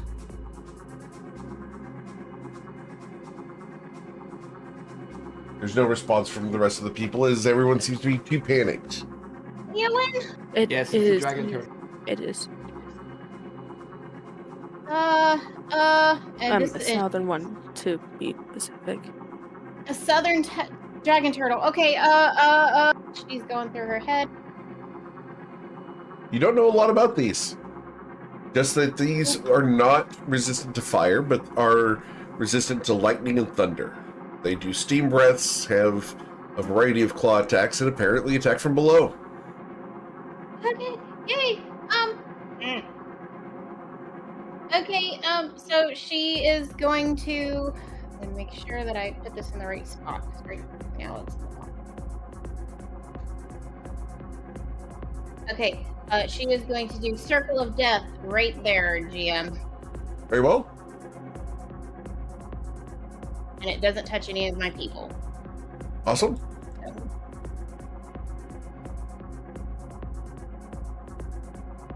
And Circle of Death, damage. Use it. All right, that's a Constitution saving throw with magical resistance. I got a 22. I will suffer half of that, so 18 necrotic damage. And hold on. And plus the empowered hex. Oh. Empowered Hex is yes. against attack rolls, correct? Or is it Yes. anytime you do damage?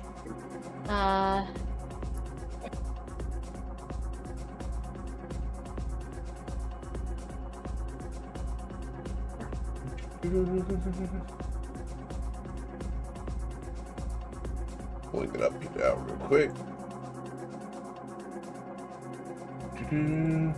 When you hit it with an attack. Hit it with an attack.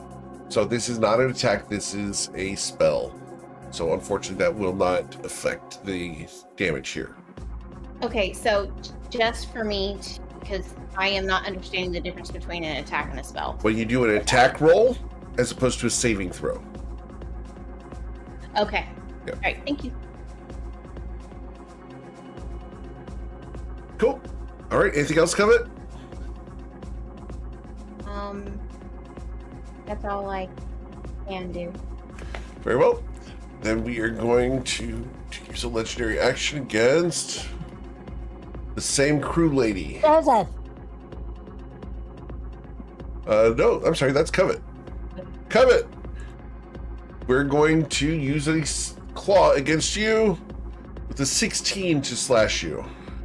It misses because I got a new tattoo. The dragon turtle is then going to do its attempt to recharge. I'm going to try to get that breath weapon back on a 5 or a 6. I got a 3. I will not get that back. Instead, we are going to bite at 1d11. We're going to bite at Zerona as we try to consume a Dragonelle. An 18 to bite Zerona That hits. for 25 piercing damage. Oh. We will then claw. That's not on the initiative. It's supposed to act immediately after you, right? Yeah. Number 8, because I only have 10 now, that would be Covet. Covet, the first claw comes at you, critically missing, just splashing into the water ineffectively. She kind of ducks to make sure. The second claw is going to be against Twilight's Call. Twilight's Call, the claw comes up, and a 23 minus 1 is 22 to strike you, Twilight. Hits. Dealing 23 slashing damage to you. You're not concentrating on anything at the moment, so that won't impact you. And then the tail attack goes against one of the other people on the ship. Number 8 would be, number 8 is the Pegasus. The Pegasus, the tail lashes up and bludgeons the Pegasus with a 30 to hit. Yep, that'll absolutely hit. Dealing 16 damage to the Pegasus, and any strength saving throw where the Pegasus will fall prone into the water, carrying the Slarn with it. That's It what starts saves. this, so we're Yeah. good. Okay. That is the extent of the Dragon Turtle's turn. And then we go to Eowyn. Eowyn, what would you like to do?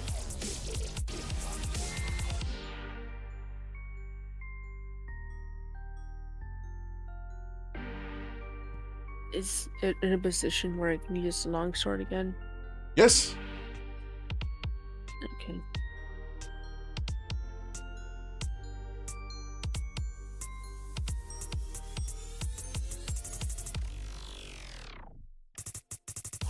With the 22, you slash at it. That's going to deal 11 plus 3d6. Sorry, 13 plus 3d6. Wow. All right, so 23 points of damage with the dragon slaying longsword. The dragon roars in pain as you drive the blade deep in and you feel it impact the bone. A lot more to this Spanish splinter. Yep, much worse than a splinter. All right, anything else, Eamon? No, that's it. Okay. Covet, I do need your concentration check because we did strike you. Actually, 10. You're fine. is healing word a bonus action? I It is. never remember that. Yes, it is. I don't know why I ask every time. All good. Because you just want to make sure. It's all good. That or I just don't remember ever. I want to has healing word on Twilight.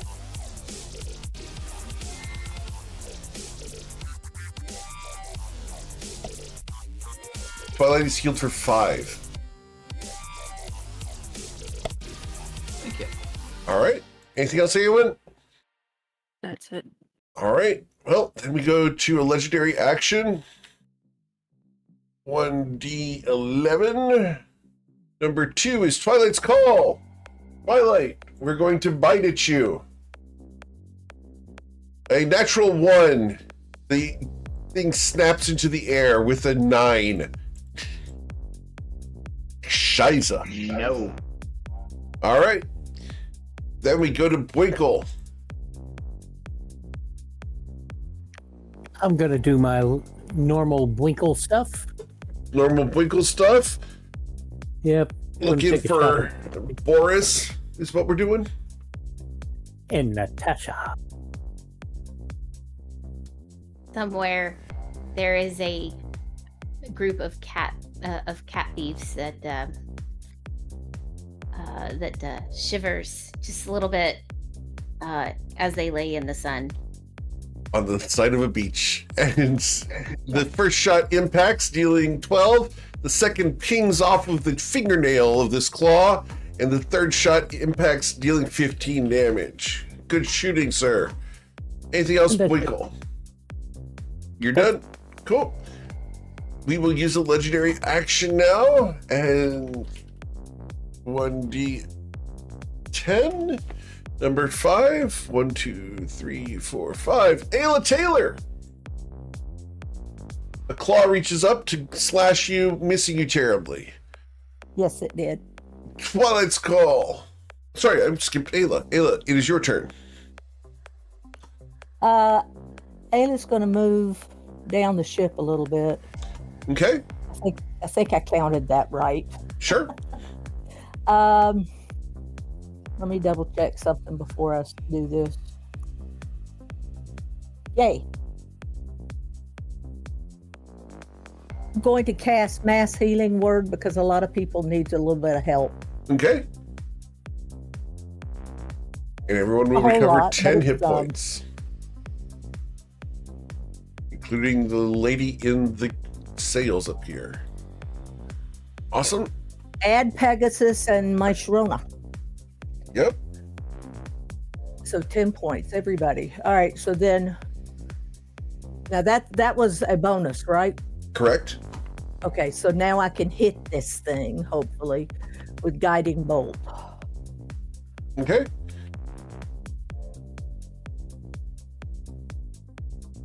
think a 30 hit. A 30 does impact it. The blast from this radiant energy courses through it, dealing 16 damage.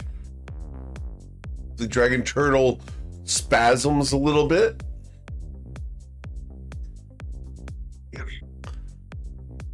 And then Twilight, you have advantage. Okay. Before Twilight gains the advantage, we're going to use a legendary action to target one of the 9 people that I've not struck this round. Target number 6 would be 1, 2, 3, 4, 5, 6. Boykle! A claw reaches up to you, Boykle. With a 17, you are missed as your armor holds. Mr. Twilight's call. Yay me. Alright, since I'm seeing the glow on the turtle, not only am I going to pull out an arrow of slaying, but I will add a flourish to this as well. Very well. What does the flourish look like? It's a shadow that congeals a little bit. Very well. And we'll also add, I won't do, I'll use my bonus action for something else. Alright, so, here we go.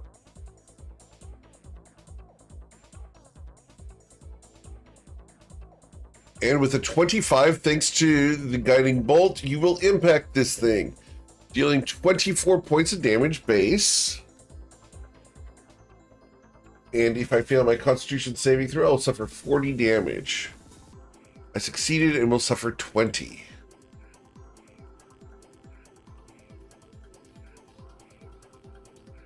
Okay. And that increased my AC by 1. Awesome. And then we'll attack again. Very well. Are you using another arrow slaying? No. Okay. This one punctures it, dealing 22 points of damage. And then for my bonus action, I will use a greater healing potion. Cool. As a fluid coats your throat, you will receive 14 points of healing as you feel rejuvenated. Anything else, Twilight? That's it for me, and Sorona will fly and take 2 swipes. Okay. Well, Zerona's in the water right now, so there's not much flying involved. It gets out of the water. Okay. Cool. Using half their movement, they have flyby attack, correct? They do. Okay.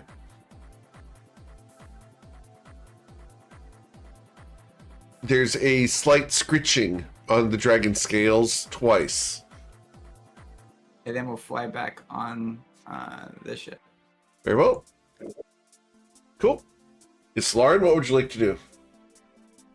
I will continue to try to hit Dragon Turtle. As emphasis on try. 21 hit. It does, dealing 23 points of damage there. Okay. Let's. Yeah, I think I'm just gonna smite with that at 3rd level this time. The dragon turtle seems to be less active. As you smite and radiant energy courses through your trident and into the beast. And then 3rd swing. Will deal 12 And that'll be, plus 4, so 16 damage. and then I'll have Aegis move to here. I'll fly to. Actually, this isn't.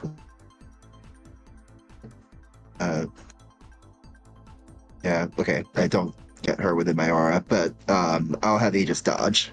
Okay. Then we go to Covet von Sin. Okay, so Covet does Eldritch Blast.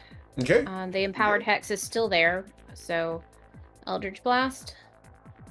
Wow, here it is. She misses spectacularly. Yes. She misses again. Indeed. And the 3rd Eldritch Blast. Wow, she feels useless. So As you shoot the water 3 times. Anything else, Covet?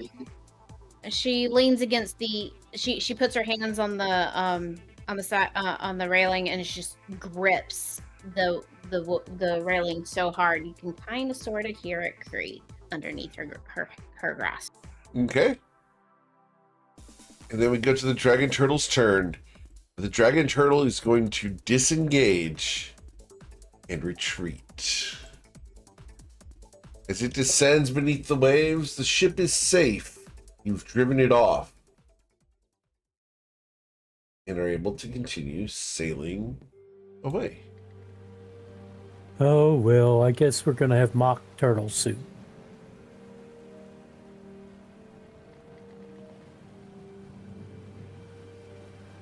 Guess I could use chicken.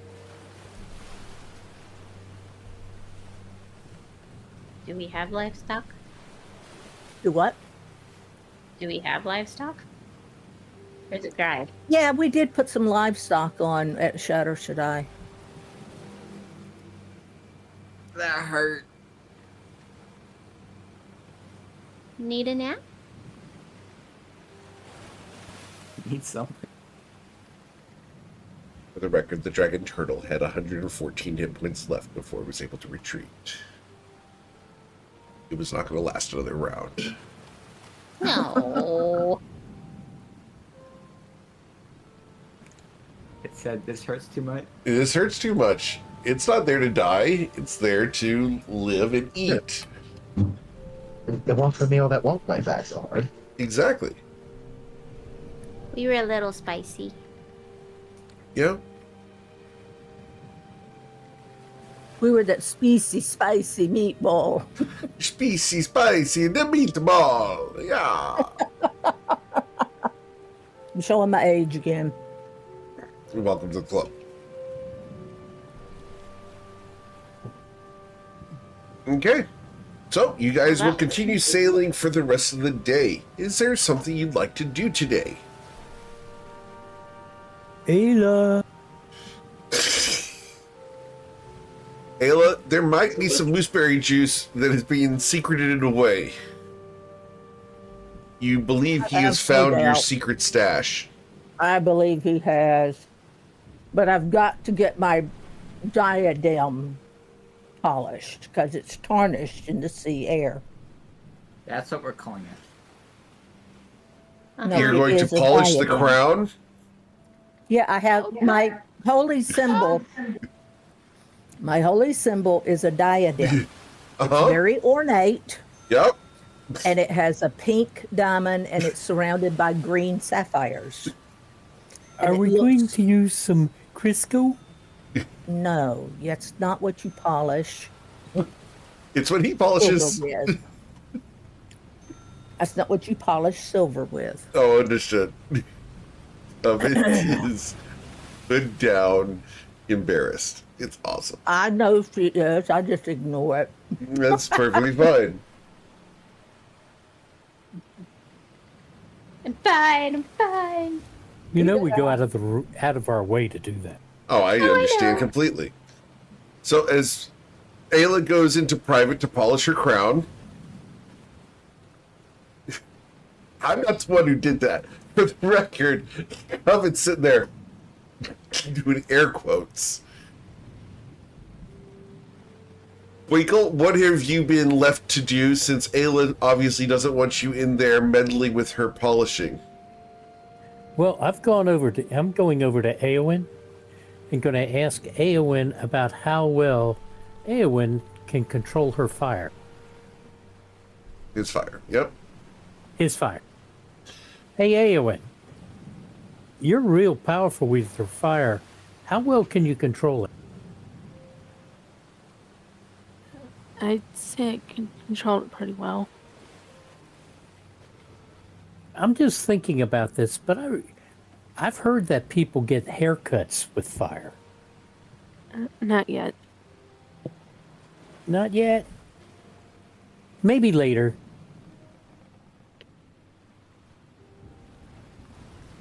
That's all you would need.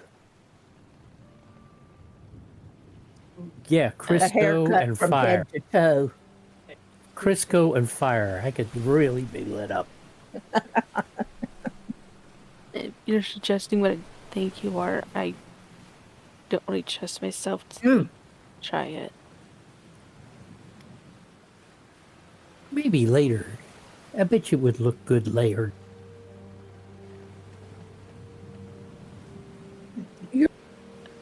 Uh,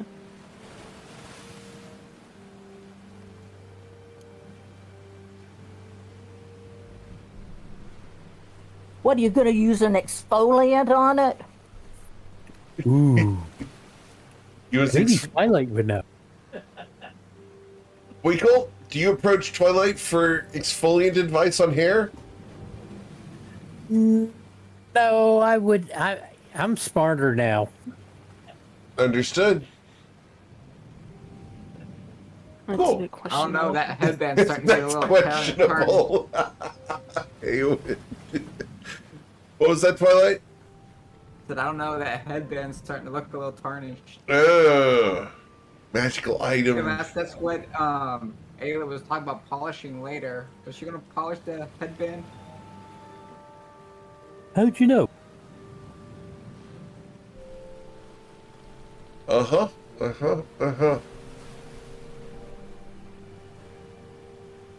Well, you guys will continue sailing southwestwards towards the Caririal Isles. Is there anything you guys want to do for the rest of the day, as you guys can get a short rest right now? I'm going to knock on Ayla's door. Ayla, you hear a knock at the door, and based off of past performance, it's probably Winkle. Come on in, sweetheart. It's Lauren, you hear, "Come on in, sweetheart." I'll open the door and say, I wasn't aware we were on such familiar terms. Oh dear, it's usually Winkle who narks like that. Who narks like that? Knocks, whatever. Knock, knocking on Ayla's door. Yeah, Don't well, you mean narcs? Nark. nark. No, narf. Narf, Narf? narf. Narf. Are you And we having a have- stroke? We have Wait a descended minute, into that- the snarf. All right. If- Pinky in the brain. If she's Pinky, then I must be the brain. Based off of the headband of intellect, yes. Ayla is Pinky, and Winkle is the brain.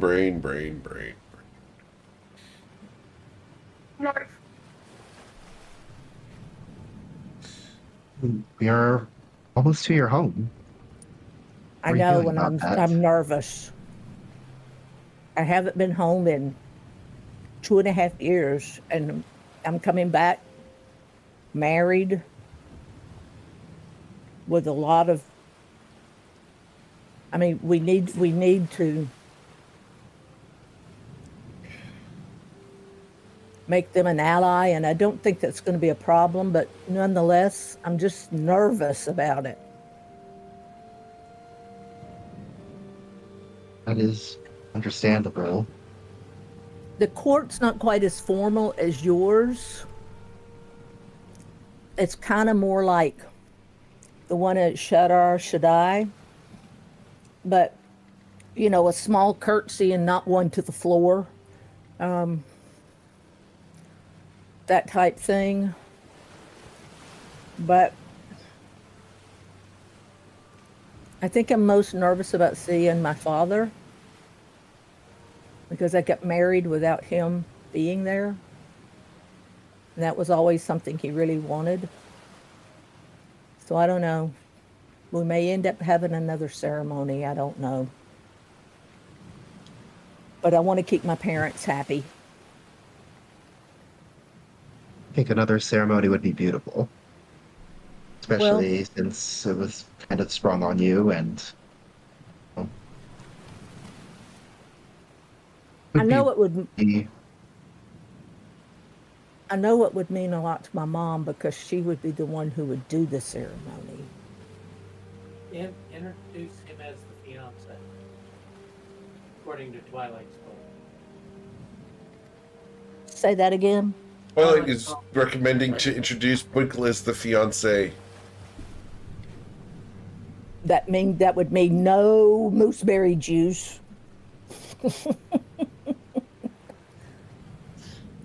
Winkle, Maybe that's not a bad idea. Would you wait to tell Ayla this recommendation until after you arrive so that you can use the mooseberry juice? How much of a player is Winkle?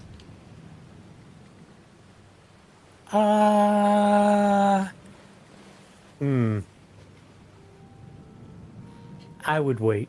I mean, I'd go along with that. To No wait mooseberry. until you arrive? That makes sense. Yeah. So But that with he's the deal that waiting all there's night to get unlimited- lucky. Understood. And we do have the rest of our lives. And I know where to get mooseberry juice. A little As bit. long as it lasts. Yep.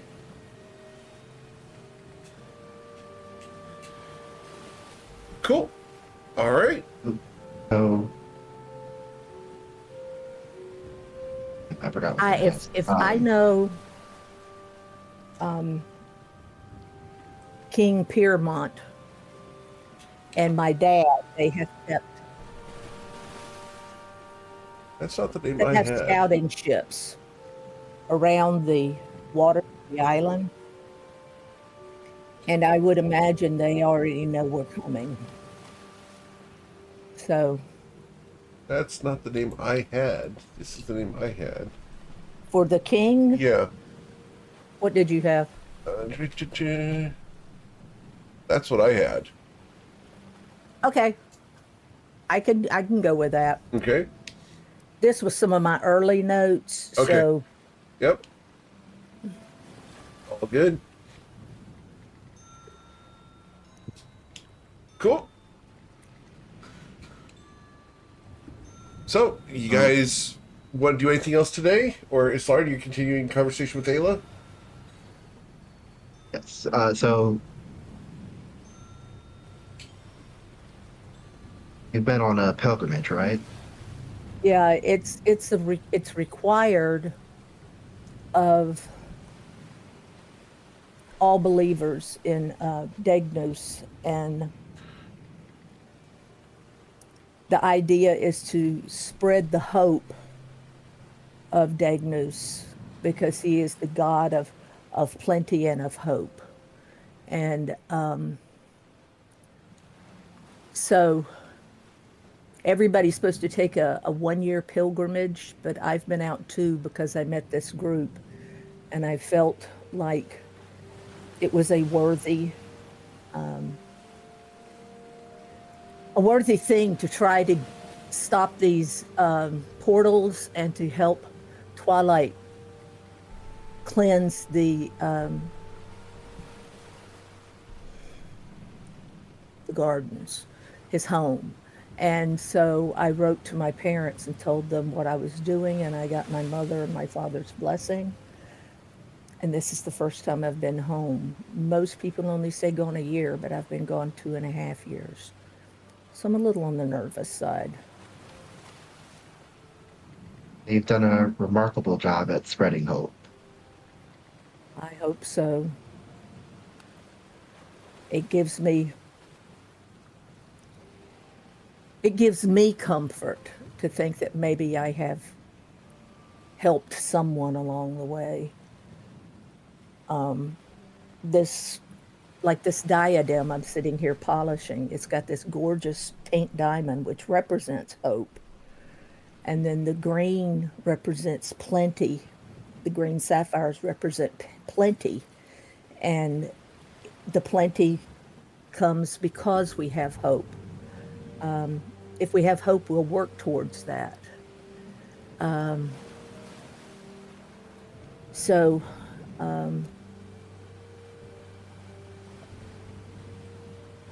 have to make sure this looks good. If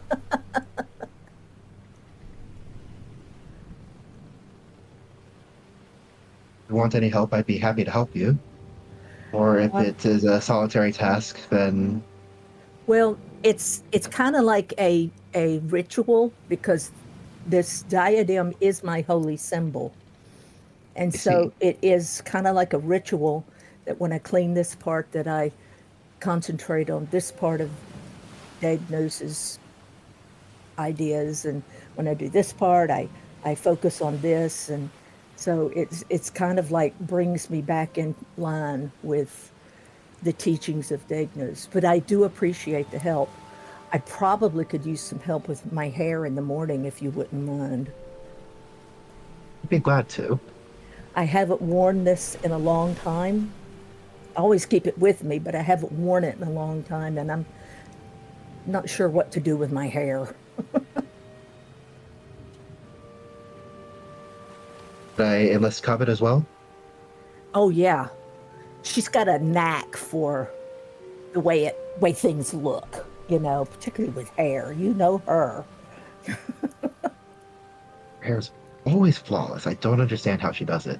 I don't either. I mean, she could be in the middle of a battle and there's not a hair out of place. Uncanny. Don't understand it. Maybe she's born with it. Maybe she's cursed with it. Maybe it's Maybelline. Maybe it's an illusion. Maybe it's Pantene. Oh, God. Yeah. Herbal essences. Herbal essences is where it's L'Oreal, at. because you're worth it. Wow. I love the concept that it's just an illusion and she's just all frizzed out the entire time for real.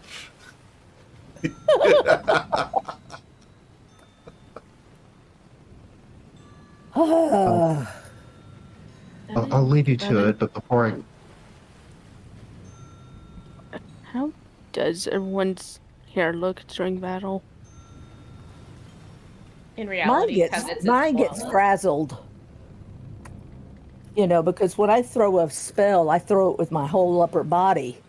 And I don't understand how Covet's hair it stays. It's like it's glued into place. It never moves.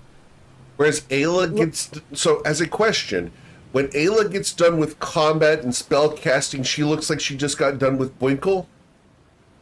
Not quite that bad, because he pulls at my hair. Oh, okay, understood. Okay, so it's not quite that bad. So Covet has the same hairspray Rochelle She's used. just... Covet just left.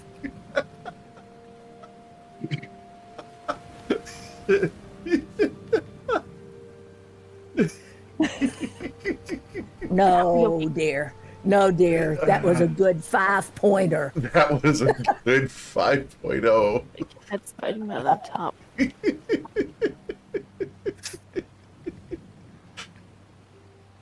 Isa. Don't choke to death.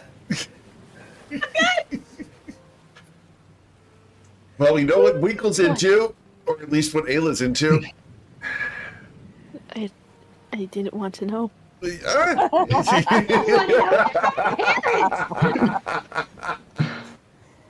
Oh, I love these do have comments. one more thing. Eowyn, they're great.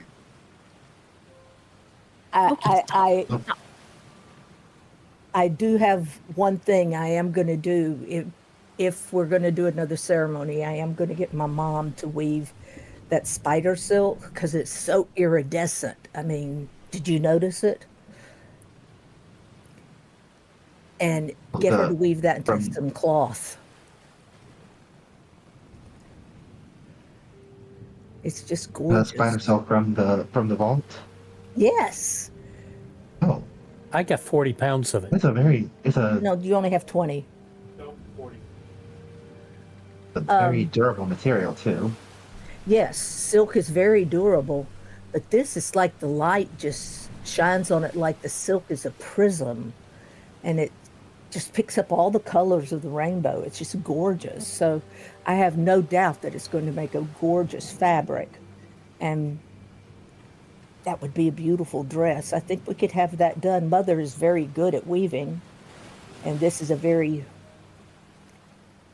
strong and sturdy spider silk. She's woven just house spider silk before, which breaks easily.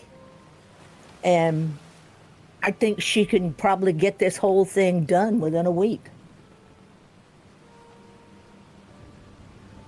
One can't wait to see what she's able to make of it. Yeah.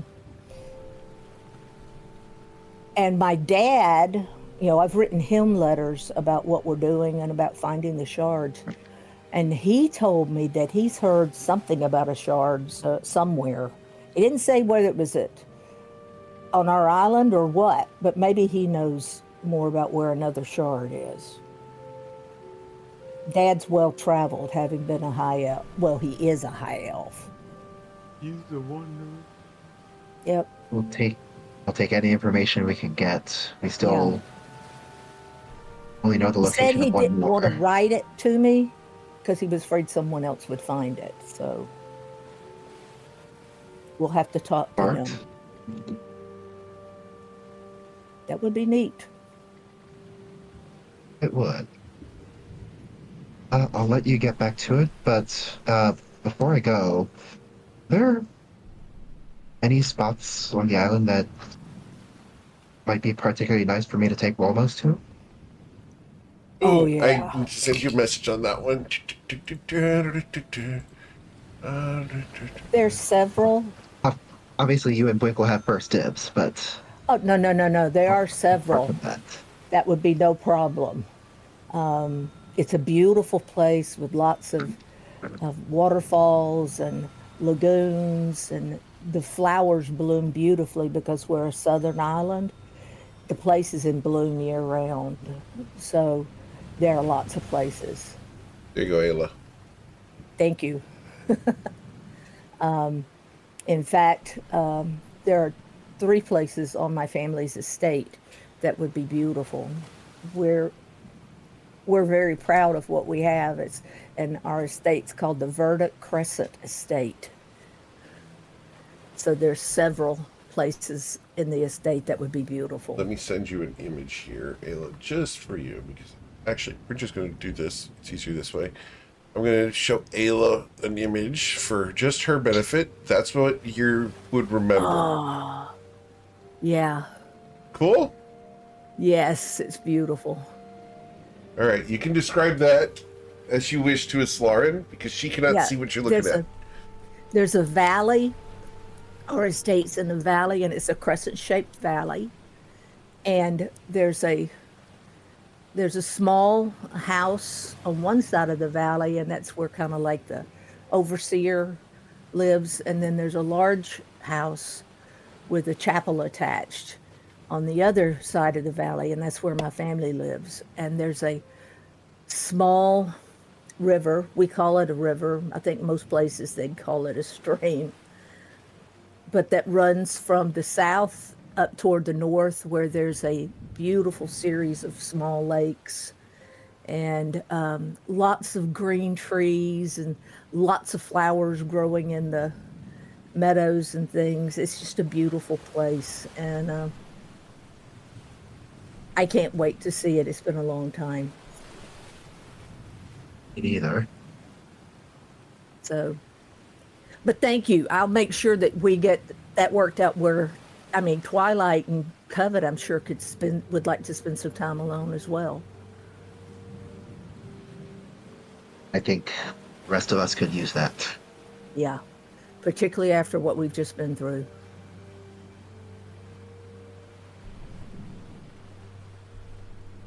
I'll go Alright. find Covet and let her know that we'll be helping you with your hair in the morning. Okay, thank you. I appreciate it more than you know.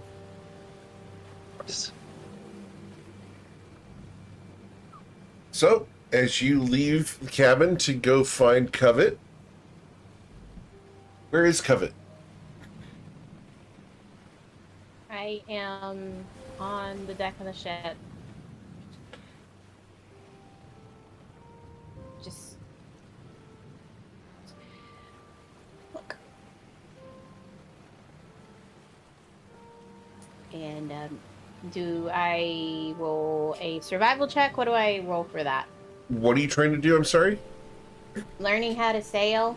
Oh, with advantage, I presume. Twilight? I would be giving her hands-on experience Understood. and assistance. So, Covet, do you take this as assistance or distraction? Assistance. Understood. So, with advantage, please roll your survival check.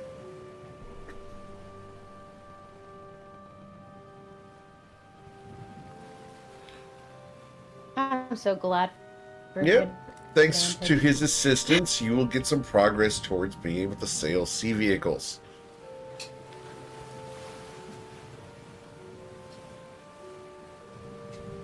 Almost there. That's when the ship gets shot. Boom! Sorry.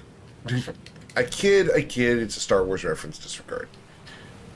And it's Almost there. oh boy. I'm a huge nerd, guys. I apologize. All right. Okay. Well, Islarin approaches you as you are currently in the embrace of Twilight's Call, as he's giving you 2 hands-on experience with sailing the ship.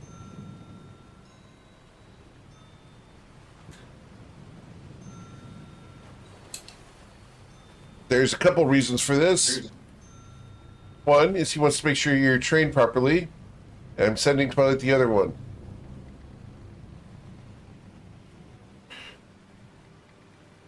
Uh-huh. Understood. It could be wide open. Never mind.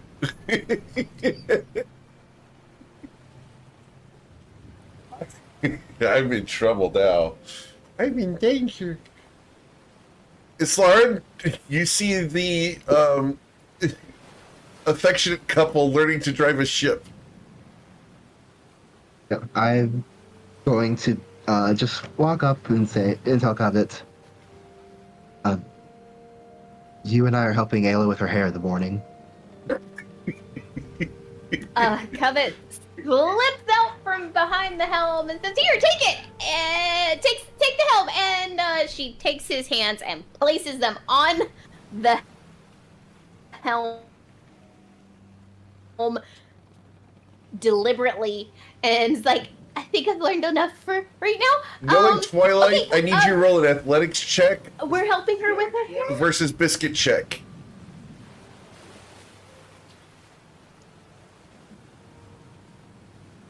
Yeah, okay. You may get his hands on the helm. That's mine. Yep. What am I rolling? Your athletics as well. Or a wisdom saving throw, your choice. It's the same. It's the same.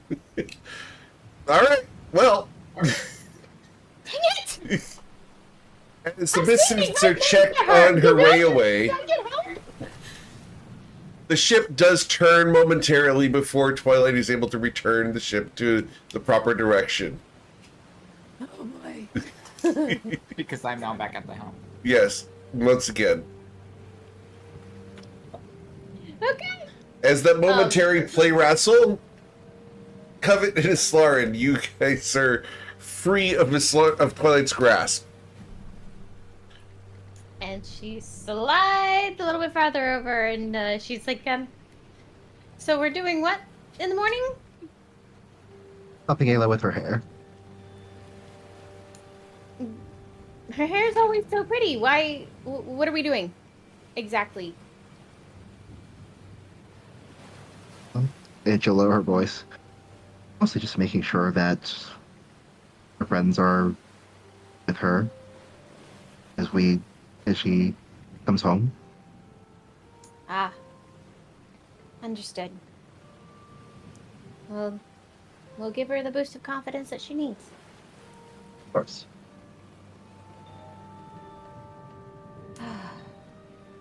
She's got a lot on her plate ahead of her.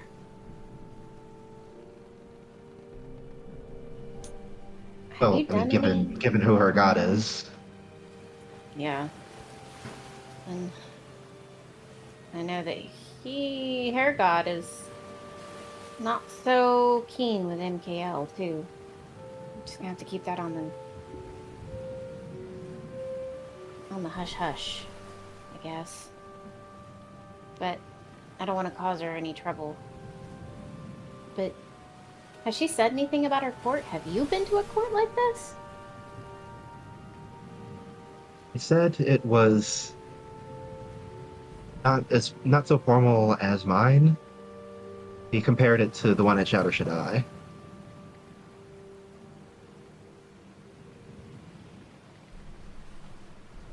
The Sultans or the Batim? Because to me, I consider those two different kinds of courts.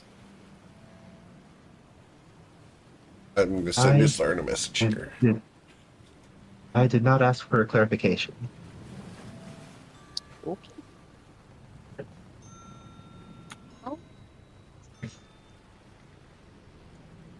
I guess we'll just go with the knowledge of courts that we have and adjust accordingly. And we'll follow her lead. Exactly. Though, when we were in the court with, and when we were meeting with the Sultan, did you notice he called her princess?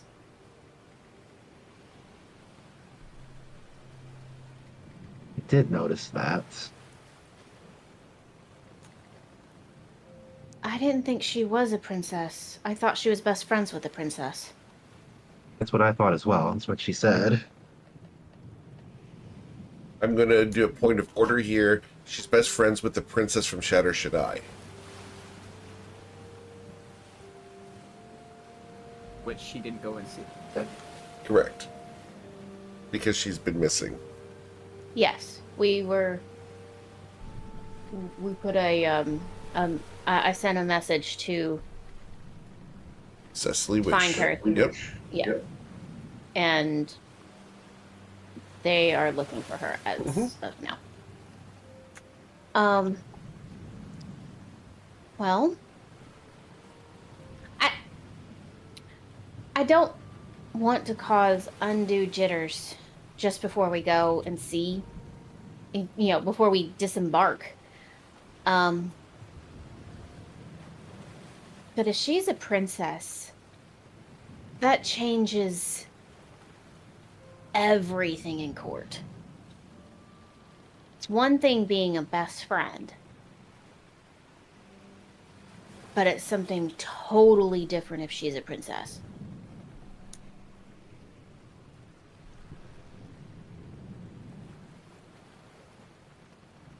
Do you think that's something we might need to talk to her about? Here? I don't. I think so. I don't want to cause issues, but I don't like going in blind.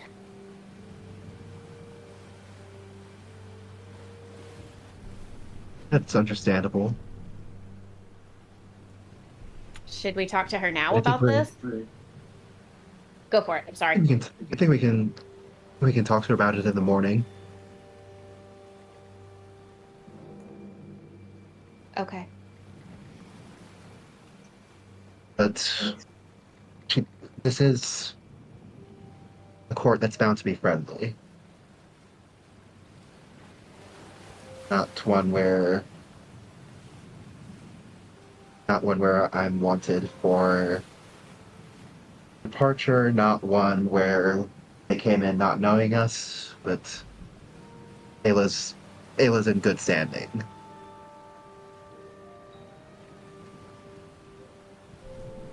Ayla, I sent you a message. True. But not much is known about the Caririal Isles.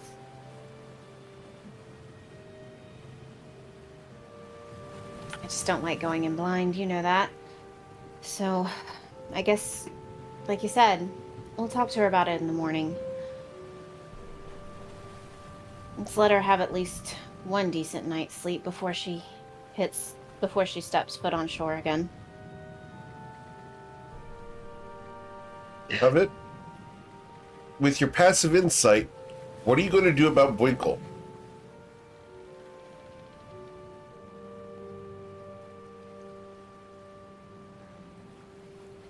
You mean If you want Ayla to have a good night's sleep, GM? if you're going to want Ayla to have a good night's sleep before arriving, are you going to do anything about Winkle?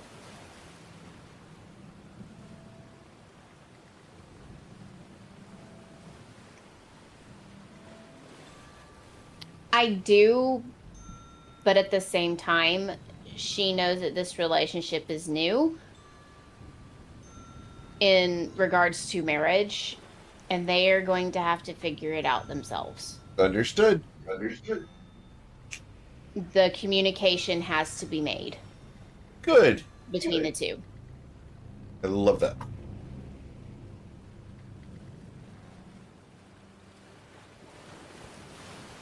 Said from nearly 20 years marriage experience. All right. Amateur. All right. Okay. 43 years right there. I love that choked you up as Lauren. That was beautiful. So much fun. All right. So, anything else you guys want to do this evening? Winkle is going down to where his bunk was before. He Okay. goes down there and he's cleaning up, and he's pulling out a uniform, a dress uniform that's just been kind of hanging. And he's going to make sure everything's perfect on that. It's a Royal Moose Guard uniform. Yep. That's And he the one has- with the red and yellow, right? Yeah. And he has a little wristband he puts on, and it says WWBD. Uh-huh. All the Moose Guard wear this. It would be, what would Bartholomew do? Right. He was the leader of the Moose Guard. Now, as a question, does the Moose Guard include that wide-brimmed flat hat with the 4 dimples on the top? How did you know? Understood.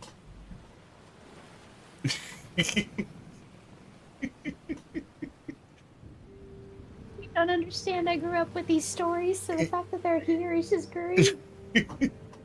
Bartholomew. Mm-hmm. He was part of the Chocolate Brigade. Yes. That's, He was that, the fucking- that references the color of their fur, correct? Correct.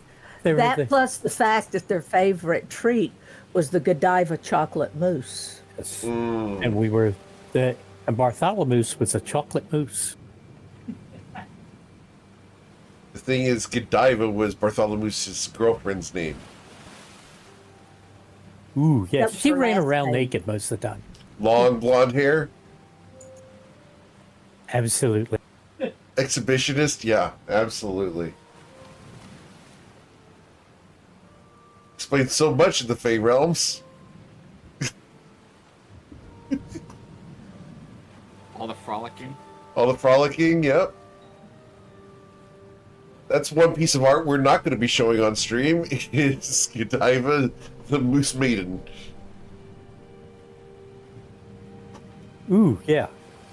Never going to the Fey Realms. Eowyn, that's where Chantara Grove is.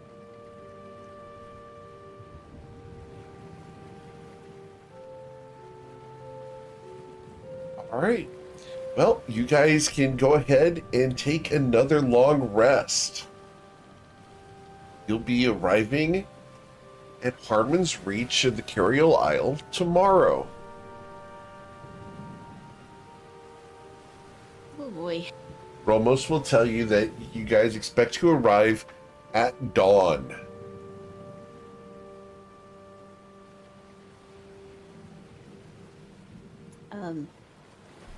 So before dawn, I guess, Islaren, when are we gonna go to her room? You don't have to get off the ship at dawn, but you guys can arrive at dawn. We should have her ready by the time we arrive.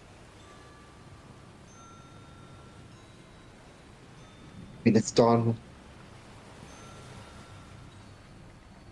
It's only a little bit earlier than normal wake up time.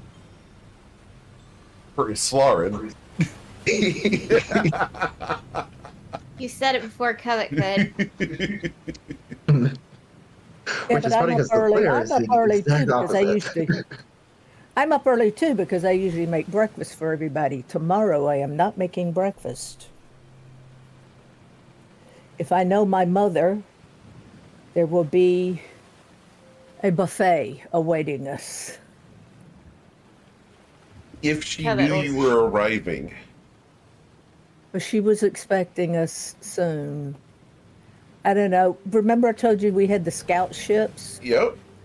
I imagine they probably already have spotted us. Yes, but they don't know who's on board. That's true. All they see is protector vessel. Uh-huh. And they're far too small to challenge such a ship. Yeah. Covet would get up in the morning before everybody else, just because she can cook. She's proficient in cooking, and will go and make not the same kind of spread that Ayla would make, but biscuits, fruit, cold cuts, Twilight. toast, Beans. coffee. Twilight, to prevent a save versus death, how proficient is Covet with cooking? So, real life, extremely proficient. And in the game?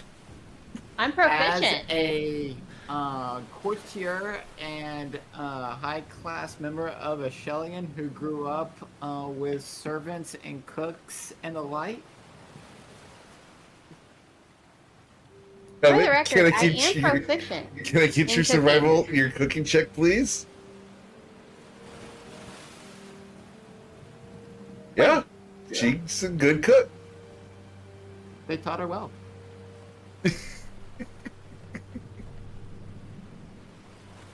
I am offended. It's a You were about ready not character. to get cookie. You're going to lose out on your cookies, man. Mm-hmm. Both of them. All right.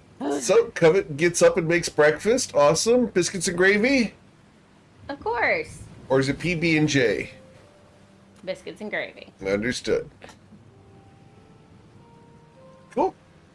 And then once everybody, she has it out for everybody to come and eat at their leisure, and once everything is, once everything's put out and everything, she's actually going to make a plate for Ayla, and just put the little dome over it and take it up to her room, because if she knows anything about Ayla, she's probably really nervous and probably won't eat much. So she's gonna kind of force the issue. Okay. But before she makes it up there, she looks for Islarin and make sure that she's ready to go help Ayla as well. Zoran will meet you. Once they make it at the door, Covet will knock on the door. Ayla walks over to the door and opens it. Oh, thank goodness it's you. Come on in. Covet comes in the door and shows her the plate, takes the dome off, and says, I figured you probably won't want to eat, but it would be a good idea for you to eat. She puts it on the little table in the corner of her room. Oh goodness. I want to taste it. Let me do that. Beyond that, I can't promise anything. You're quite good at this. This is very good. It tastes a lot like the lady who used to cook for my family. Nothing much, just things I picked up along the way. How are you? I'm very nervous. I haven't been home in 2.5 years, and I'm coming home with a Musatar. And it's not y'all I'm worried about, because I know y'all and you'll be fine, but Winkle's a little different. Should I, in the eyes of my people, we're not married yet, but in the eyes of so many other people's, we are. And so I don't know what to do. Covet looks at his Lauren and just kind of smiles and says, "Oh, you might want to take a page from Miss Lauren's book. Be straightforward. Be honest. I mean, you've been on pilgrimage. Yes, Yeah. you've done your pilgrimage, but it doesn't mean that you can't live either." Yeah.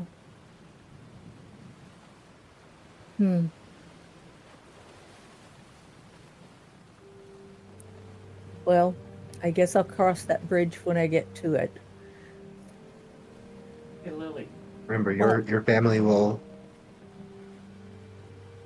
see the same things in Winkle that you see it. I'm really not worried about them accepting him. It's accepting him as my mate, you know? As my mother's always been so picky. Oh, why don't you come sit down and We all we'll fix speak your hair? common. Why don't you come sit down and I can start working on your hair. Yeah, this is why I need help. I have to wear this diadem. And it's been so long since I've worn it, I'm not real sure. My hair has gotten longer, and I'm not real sure what to do with it. Okay, so with that, Pebbit starts looking for, like, do you have, like, any, like, how long are we planning on staying on the ship? And, before we disembark? How much time do we have, generally? Hour and a half. Okay. So with that, Pebbit lightly sprays her hair with, believe it or not, salt water, and takes some of her pins, and takes her hair and pulls it in a little loop and crisscrosses the hairpins to keep the curl there, and she's just gonna let that sit for a few minutes to dry naturally, about 10 minutes. And while she's waiting for it to dry, she's like, I'm going to ask you a question. Okay. And I don't know how to ask this properly without being invasive. So I'm just going to come right out with it. Okay. At the court of Sultan Legos, he called you princess. That's a nickname. Cecily and I were inseparable when I went to visit the court. And so King Legos always said he had 2 princesses instead of 1. And he would call me princess. It was a term of endearment. And I found he still calls me that. I'm not a princess. Please don't think I am. I'm friends with 2 beautiful princesses. but not a princess myself. So when Legos called me that, it was a term of endearment. Does that help? Don't think I don't believe you. But please understand where I'm from. Titles have great weight and meaning. Well, see, that's why I said it's that way where Islauren is from too, isn't it, Islauren? Titles are important. And we're much less formal in that we have terms of endearment that may or may not include titles. Because I was friends with the princesses, I was treated like the princess. They weren't going to do something for me that they wouldn't do for the princess, or vice versa. And so it was just kind of a running joke that I was a princess, but I'm not.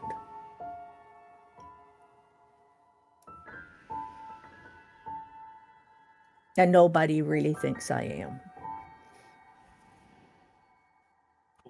Covet listens. She nods. Except Winkle, he calls me princess, but that's I can handle that better than Snooky Uppums.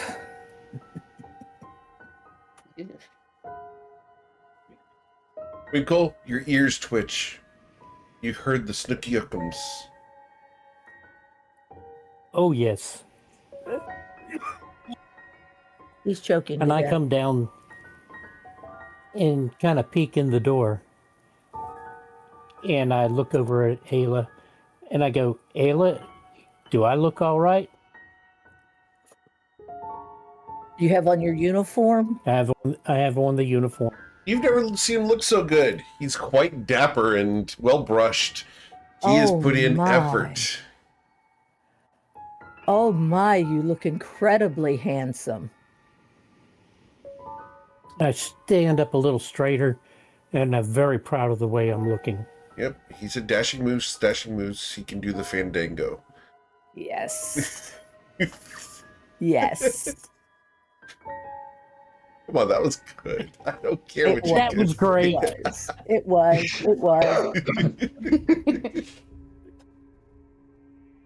Don't choke to death.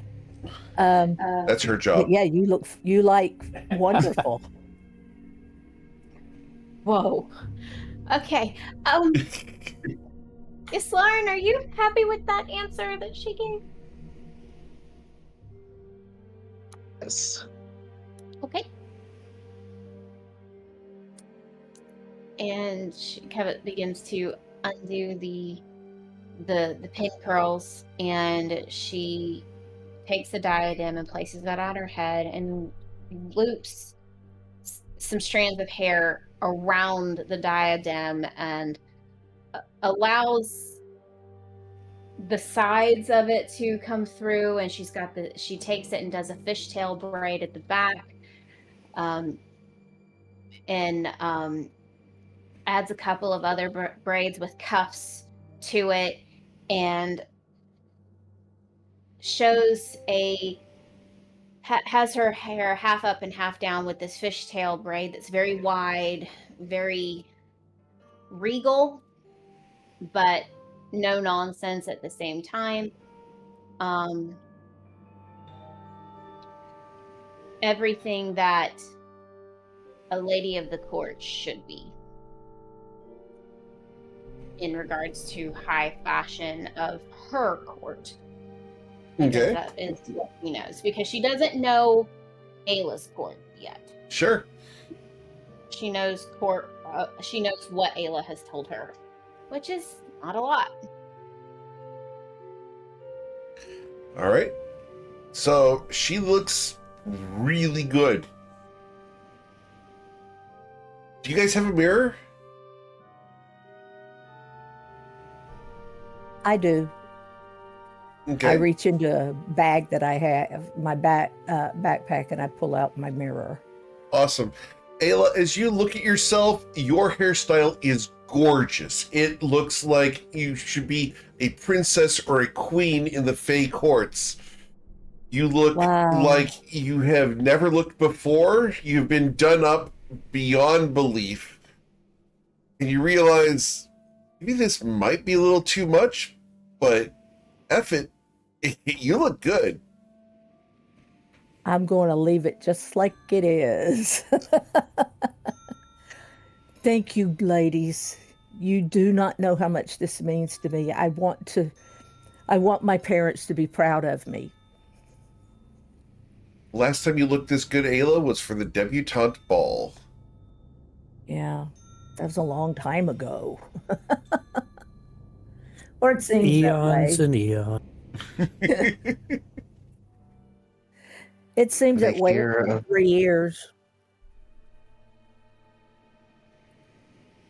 Because I'm only like 21, 22, somewhere in there.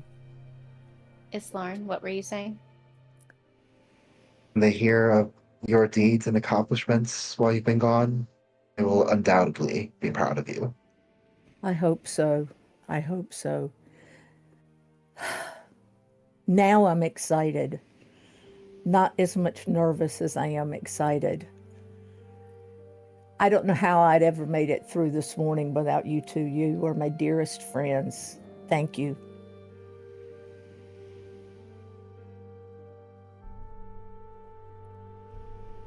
That's what we do.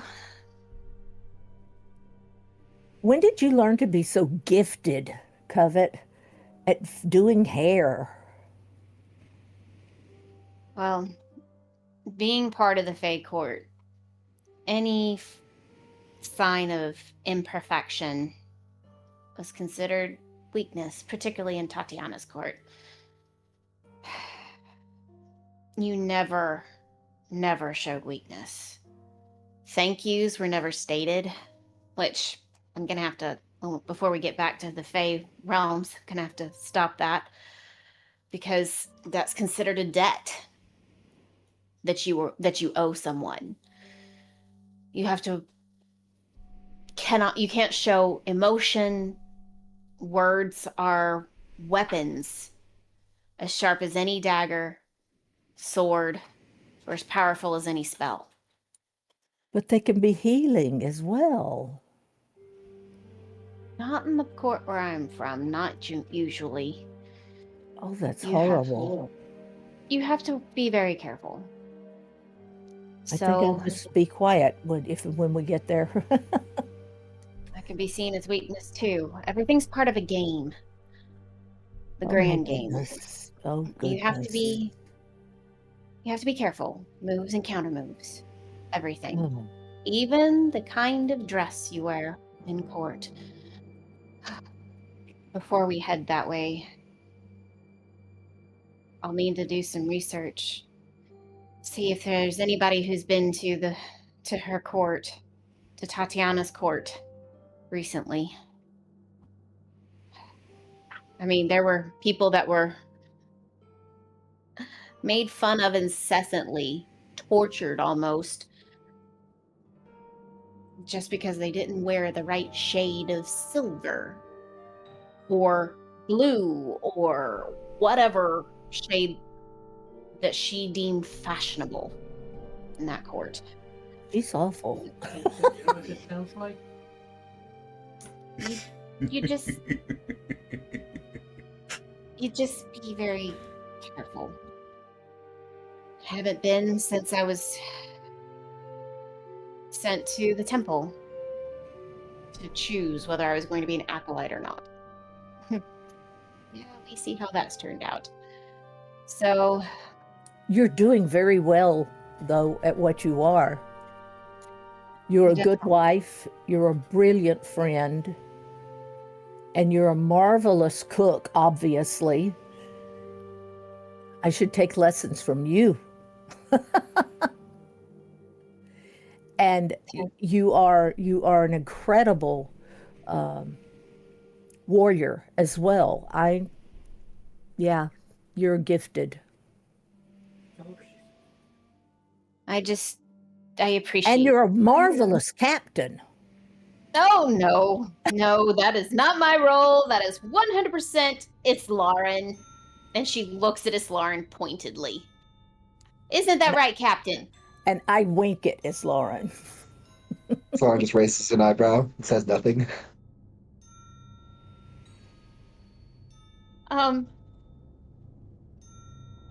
That being said, I just know that each court is different. Each court has a place in their own little spot in Toivoa, and not much is known about yours. So I'm ready to learn and move forward. But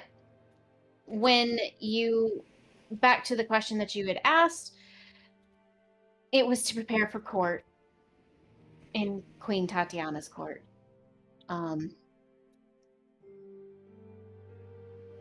Everything mattered. I do have one other question about hair. Okay. Why is it that we're in a battle?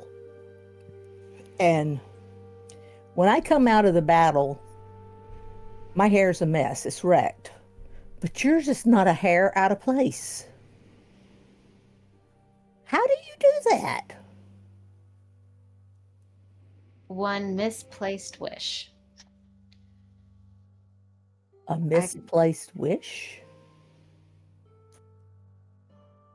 When we first began traveling together, and she looks particularly at Islauren. This was before you came along, Ayla. Okay.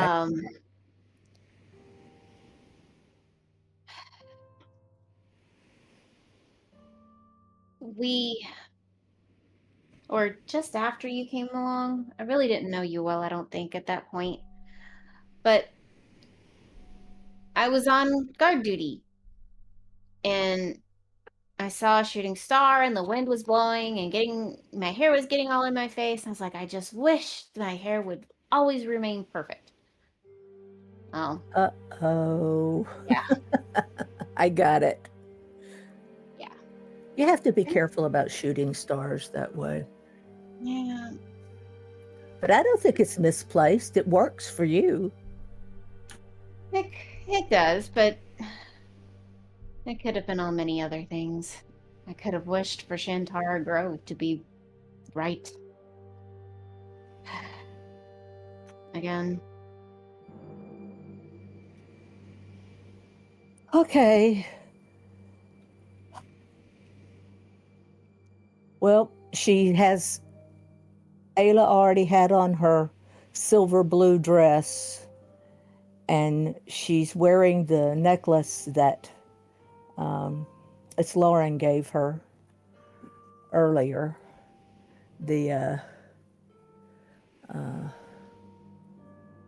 Can't remember.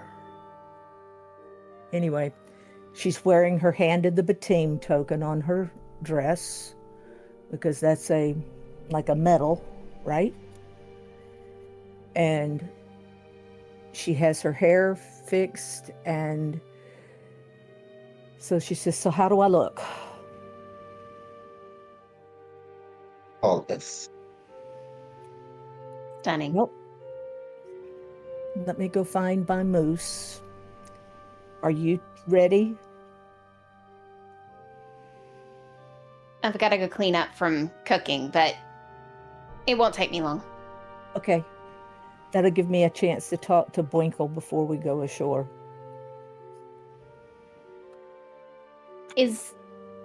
Kevitt starts heading towards the door, but then stops short and says,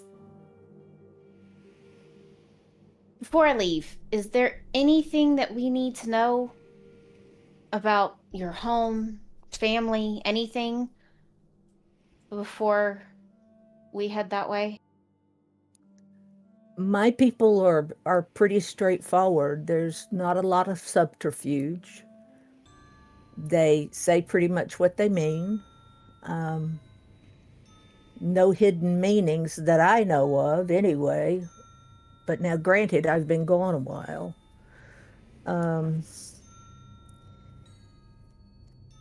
So, just all I can tell you is,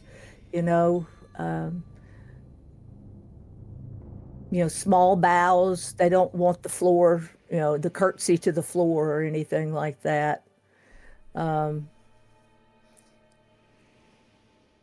Just good manners is what they look for. And so I think we'll be fine.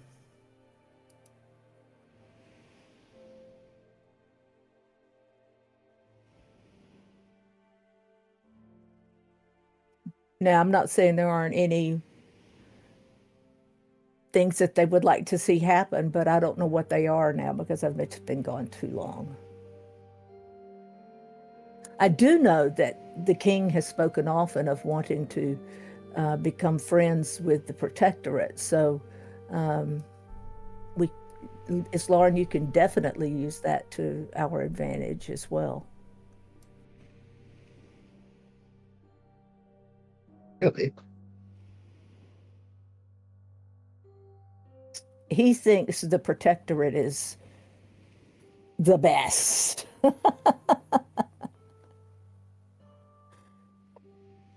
So, and when we have met you in the seas, we've always come away as friends. So I think he would like to make that a permanent thing. And I'll be sure to speak with him. I know he would appreciate it.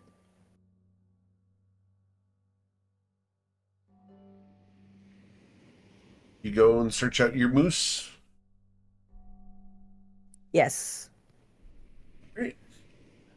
Mr. DeMoose. Where are you, Boinkle? Well, remember I came down and showed you my outfit. Yes, but you still standing outside in the hall? Yes, I am. Okay. Boinkle, I need to tell you what I think I'm going to do. I am going to tell my parents the truth that in the place where we were at the time, as well as in other countries we have visited, that we are seen as a married couple. I do know that in my home here, because the ceremony has not taken place, they may not see it that way. In which case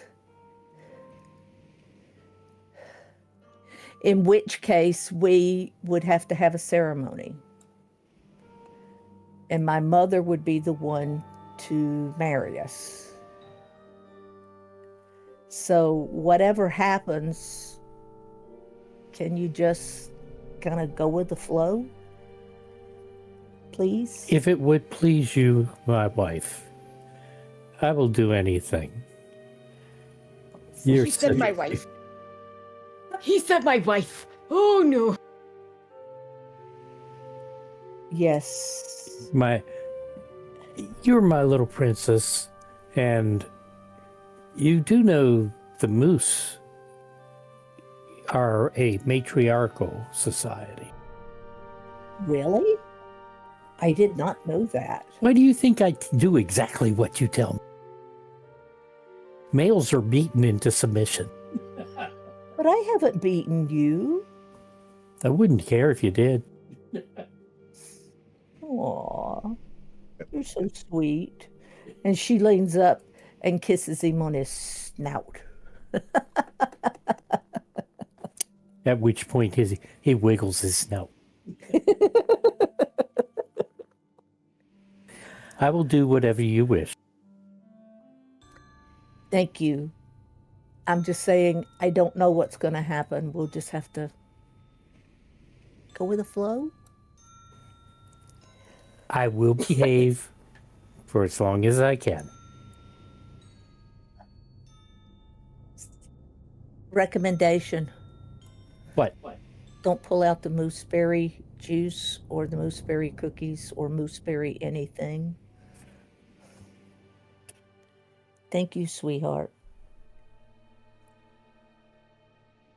No mooseberries. Besides, you do just fine without them.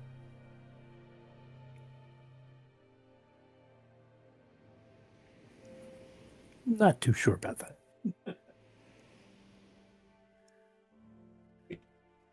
So as you guys come up on deck, get your first view of Harmon's Reach, Caririal Isles. What adventures lie ahead of you? We'll find out next week. Because it always is us against the gods. As always, guys, thank you so much for choosing me to be your GM. There's a ton of amazing ones out there, and I'm always thankful you choose me to be yours. You know someone who wants to play my game, send them my way. I'd love to talk to them about either getting on the waitlist or getting into a one-shot. Check out the Leslie's Angels blanket over at gmeric.com. And we have the clip contest going on with that Twiki pillow. Otherwise, guys, have a wonderful week. Please stay safe, and we'll be back tomorrow morning with Beneath Fallen Skies, as they're in the remains and rebuilding phase of the Bourbonian city that was once filled with demons and fiends in search of the Cathedral of the Burning Saint. Take care, everybody, and be safe.